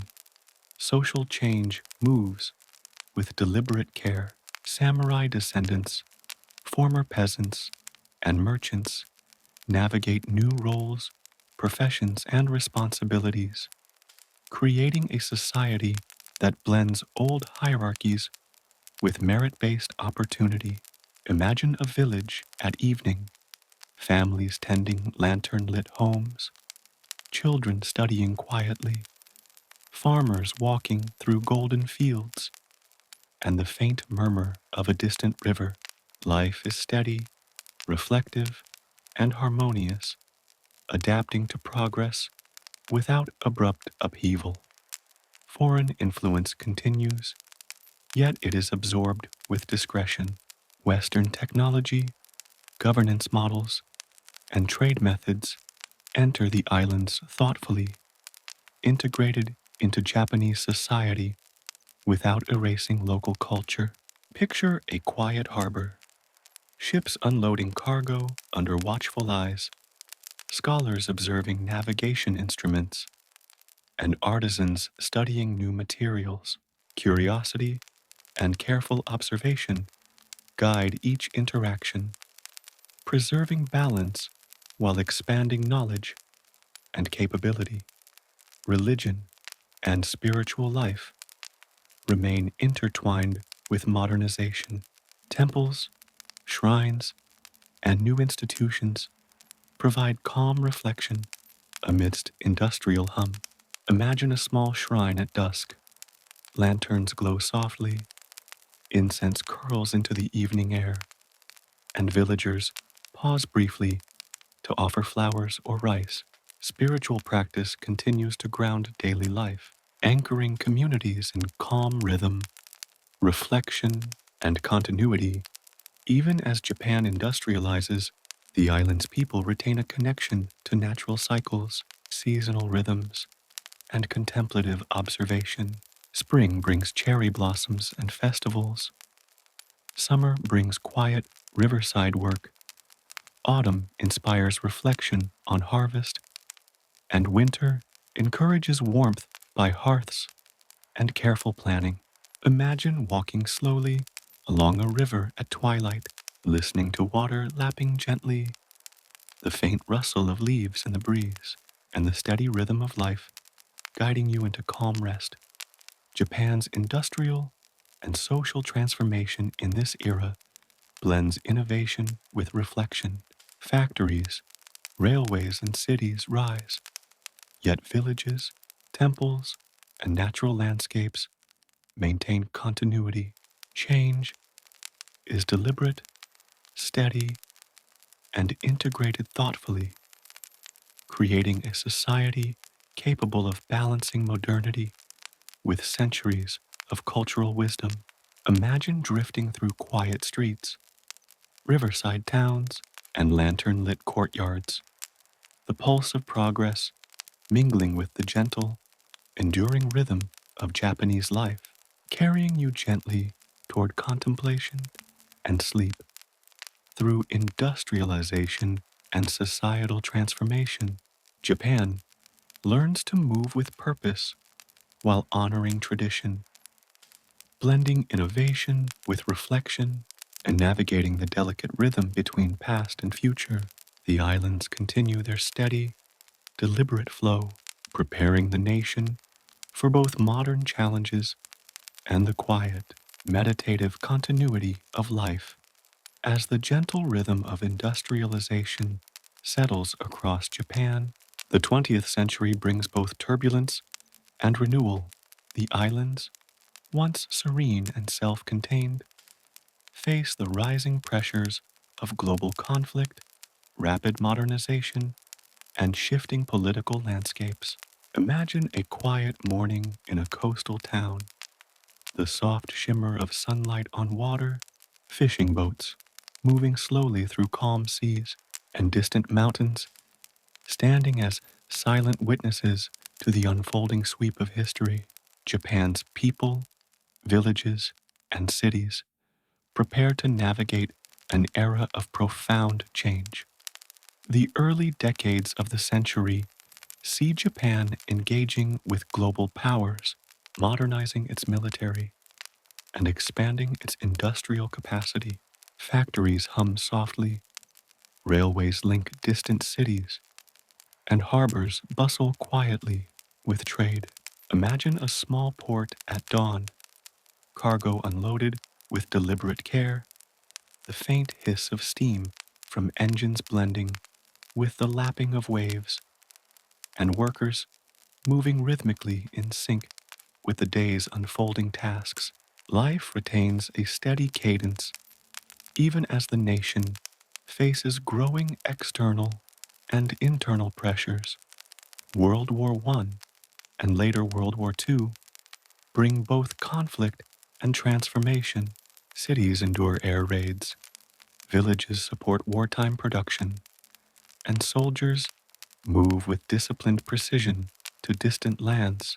Imagine a quiet countryside at sunset, the soft glow of lanterns and homes, the distant murmur of machinery, and farmers continuing their work in rhythm with the seasons, maintaining life's subtle flow even amidst uncertainty. Society adapts slowly, blending resilience, careful planning, and the enduring pulse of daily life. The devastation of war leads to remarkable recovery. Cities are rebuilt, industry is revitalized, and education flourishes. Imagine the soft clatter of construction tools, the gentle murmur of workers collaborating, and children returning to school under the warm glow of lanterns. Reconstruction is deliberate and thoughtful, balancing efficiency with reflection, ensuring that communities grow stronger while preserving cultural continuity. Post-war Japan embraces democracy, economic growth, and global engagement. Imagine quiet streets of Tokyo in the 1950s, small shops opening slowly in the morning light, trams moving gently along rails, and the distant hum of industry blending softly with birdsong. Education expands, arts flourish, and scientific advancement progresses steadily. Life flows with careful rhythm, guided by deliberate effort, reflection, and a patient embrace of progress. Global trade and diplomacy shape modern society. Japan engages with distant nations, exchanging goods, ideas, and culture with measured care. Picture a harbor at dusk. Ships glide silently along calm waters. Officials converse quietly, and artisans observe new techniques with curiosity and deliberation. Interaction is cautious, intentional, and balanced, preserving national identity while embracing connection with the wider world. Cultural life thrives alongside modernization. Literature, film, music, and art reflect both tradition and contemporary experience. Imagine a small theater at night, the soft murmur of an audience, the delicate glow of lanterns, and performers moving with precision and grace. Creativity and reflection continue to guide daily life, offering calm, continuity, and aesthetic fulfillment amidst societal transformation. Education and scientific advancement remain central.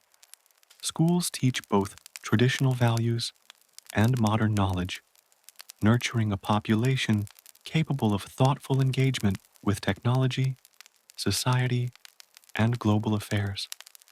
Picture a quiet classroom, students seated attentively, sunlight filtering softly through windows, ink and paper used carefully, and teachers guiding lessons with patience. Knowledge spreads deliberately, reinforcing social cohesion, ethical reflection, and cultural continuity. Even in an era of rapid change, the rhythm of daily life retains its gentle flow. Seasonal cycles guide farming, festivals, and communal rituals. Spring brings cherry blossoms and reflection. Summer offers soft river breezes. Autumn inspires meditation on harvest and impermanence. And winter encourages warmth and planning. Imagine walking slowly along a riverside path, the soft rustle of leaves, the quiet murmur of water, and the subtle pulse of life carrying you gently toward contemplation and rest. Japan's 20th century journey blends resilience, reflection, and adaptation. Conflict, recovery, and modernization unfold with measured care, allowing society to grow stronger while maintaining a deep connection to tradition. Imagine drifting through quiet cities, tranquil villages, and serene countryside, the pulse of human endeavor harmonizing with natural rhythms, carrying one gently into calm observation and thoughtful rest. Through wars, recovery, and engagement with the global community, Japan navigates the delicate balance between innovation and continuity, progress and reflection. Life unfolds slowly, thoughtfully, and deliberately, preserving harmony even amid transformation. Imagine lantern-lit streets, riverside towns, and quiet homes, the rhythm of daily life, guiding you into a deep, peaceful sleep, cradled by centuries of resilience, reflection, and gentle continuity. As the gentle rhythm of the 20th century settles into modern times, Japan enters a new era of harmony between tradition and innovation. Cities hum softly with the flow of trains, the glow of neon lights, and the quiet energy of daily life. Imagine Tokyo at dawn, the faint shimmer of sunlight reflecting on glass and steel, bicycle wheels turning gently along quiet streets, and the distant murmur of river water threading through the city. Life unfolds steadily, guided by technology, culture, and centuries of deliberate continuity. Modern infrastructure connects the islands with remarkable efficiency. Shinkansen bullet trains glide almost silently through misty landscapes. Highways stretch across mountains and valleys, and urban centers pulse with the quiet rhythm of commerce, culture, and daily routines. Picture a train moving smoothly past rice paddies, sunlight glinting on rooftops, farmers working in measured motion, and children walking slowly to school.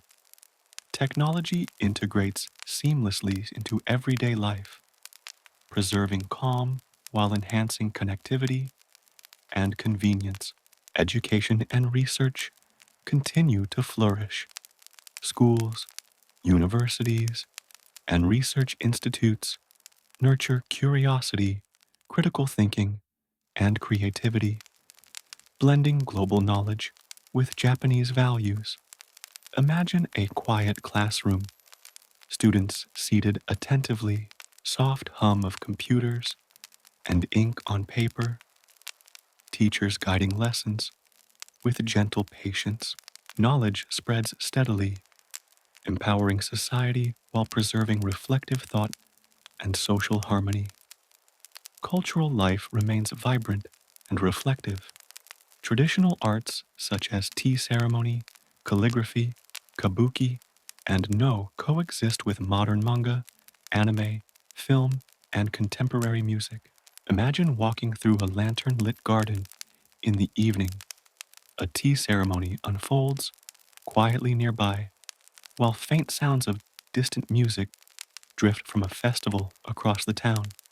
Old and new blend seamlessly, creating spaces for contemplation, enjoyment, and gentle stimulation of the senses. Technology enhances daily life while maintaining calm continuity. Smart systems, automated trains, and clean energy integrate quietly into the background, allowing people to move with deliberate ease. Imagine a small neighborhood at dusk. Streetlights glow softly, air hums gently from modern systems, and families settle into quiet homes, warmed by gentle appliances. Life balances innovation with reflection, speed with patience, and progress with tradition. Japan's natural landscapes continue to shape daily life and reflection. Mountains, rivers, forests, and coastal plains provide quiet spaces for walking, meditation, and seasonal observance. Imagine standing on a hill at sunset, mist rolling through valleys, soft wind rustling leaves, and the distant hum of a city blending subtly with nature's pulse. The island's people move deliberately through seasons, observing cherry blossoms in spring, gentle rains in summer, autumn leaves, and quiet winter snow, anchoring modern life in the rhythm of nature. Urban and rural harmony is maintained thoughtfully.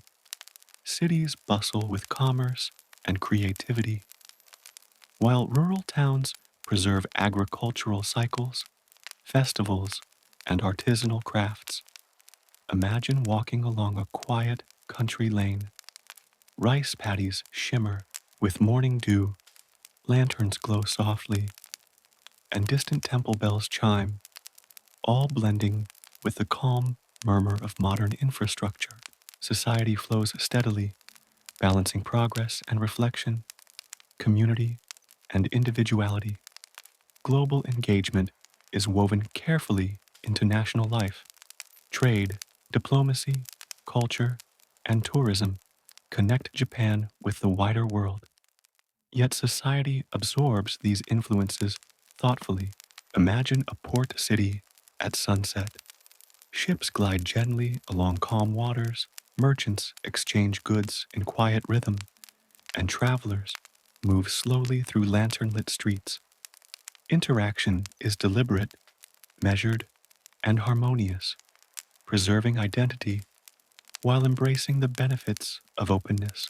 Even in the midst of modernity, spiritual life and tradition provide continuity.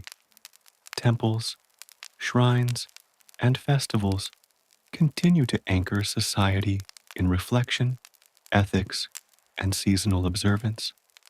Imagine a small shrine at twilight. Lanterns flicker softly, incense rises in thin spirals, and villagers pause quietly to honor ancestors and the cycles of life. Spiritual practices harmonize with technological and cultural progress, offering calm and thoughtful grounding amidst a rapidly changing world. Through the 21st century, Japan balances heritage and innovation, tradition and modernity, reflection and action. Life unfolds with deliberate rhythm, guided by centuries of cultivated continuity, observation, and careful integration of new ideas. Imagine drifting through quiet streets, misty gardens, bustling cities, and serene villages. The gentle pulse of modern Japan, moving slowly, thoughtfully, and harmoniously, carrying one into calm contemplation and restful sleep.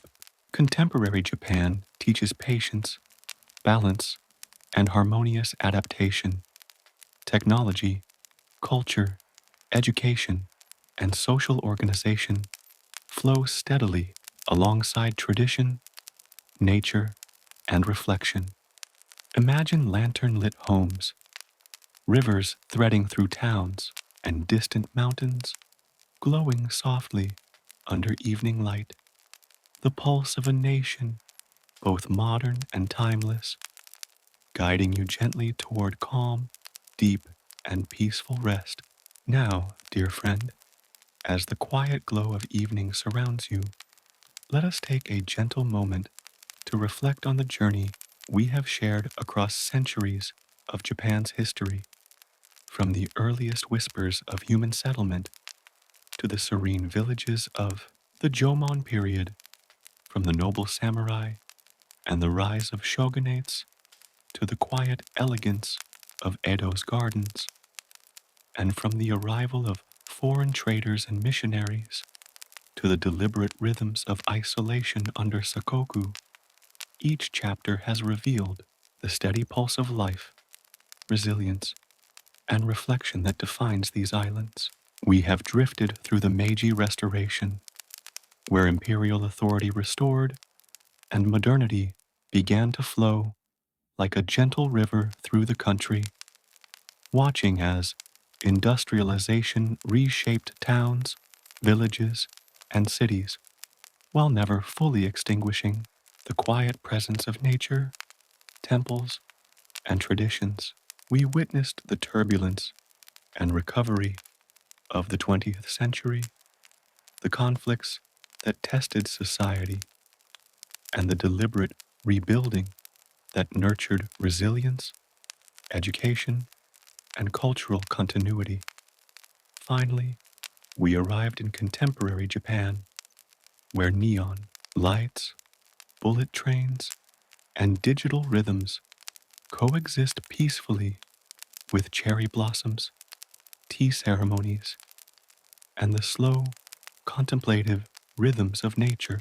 Imagine walking slowly through centuries at dusk, mist rising from rice paddies, lanterns flickering in temple courtyards, the faint hum of industry blending with birdsong, and the distant glow of modern cities reflected in rivers.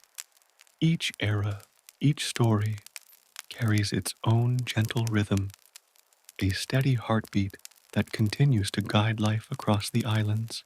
Through this exploration, we see a nation that moves deliberately, integrating change with reflection, innovation with tradition, and the outside world with the quiet pulse of domestic life. Japan's story is not only about events or dates, but about the flow of human endeavor, the cultivation of beauty, the awareness of natural cycles, and the patient weaving of culture across centuries. So, as you lie down, dim the lights and allow the gentle murmur of your surroundings to mingle with the rhythm of these stories. Let the calm, meditative presence of Japan's history carry you softly into sleep. Picture quiet villages at twilight, rivers threading through misty landscapes, lanterns flickering along stone paths, and the gentle pulse of daily life echoing across centuries. Now, with a smile on your face, you will have a deeper understanding of Japan, its enduring rhythm, and the delicate balance between past and present. Allow these thoughts to drift with you, as gentle and steady as the soft waves along a quiet shore, guiding you into a good night's sleep. Goodbye, dear friend. See you next time.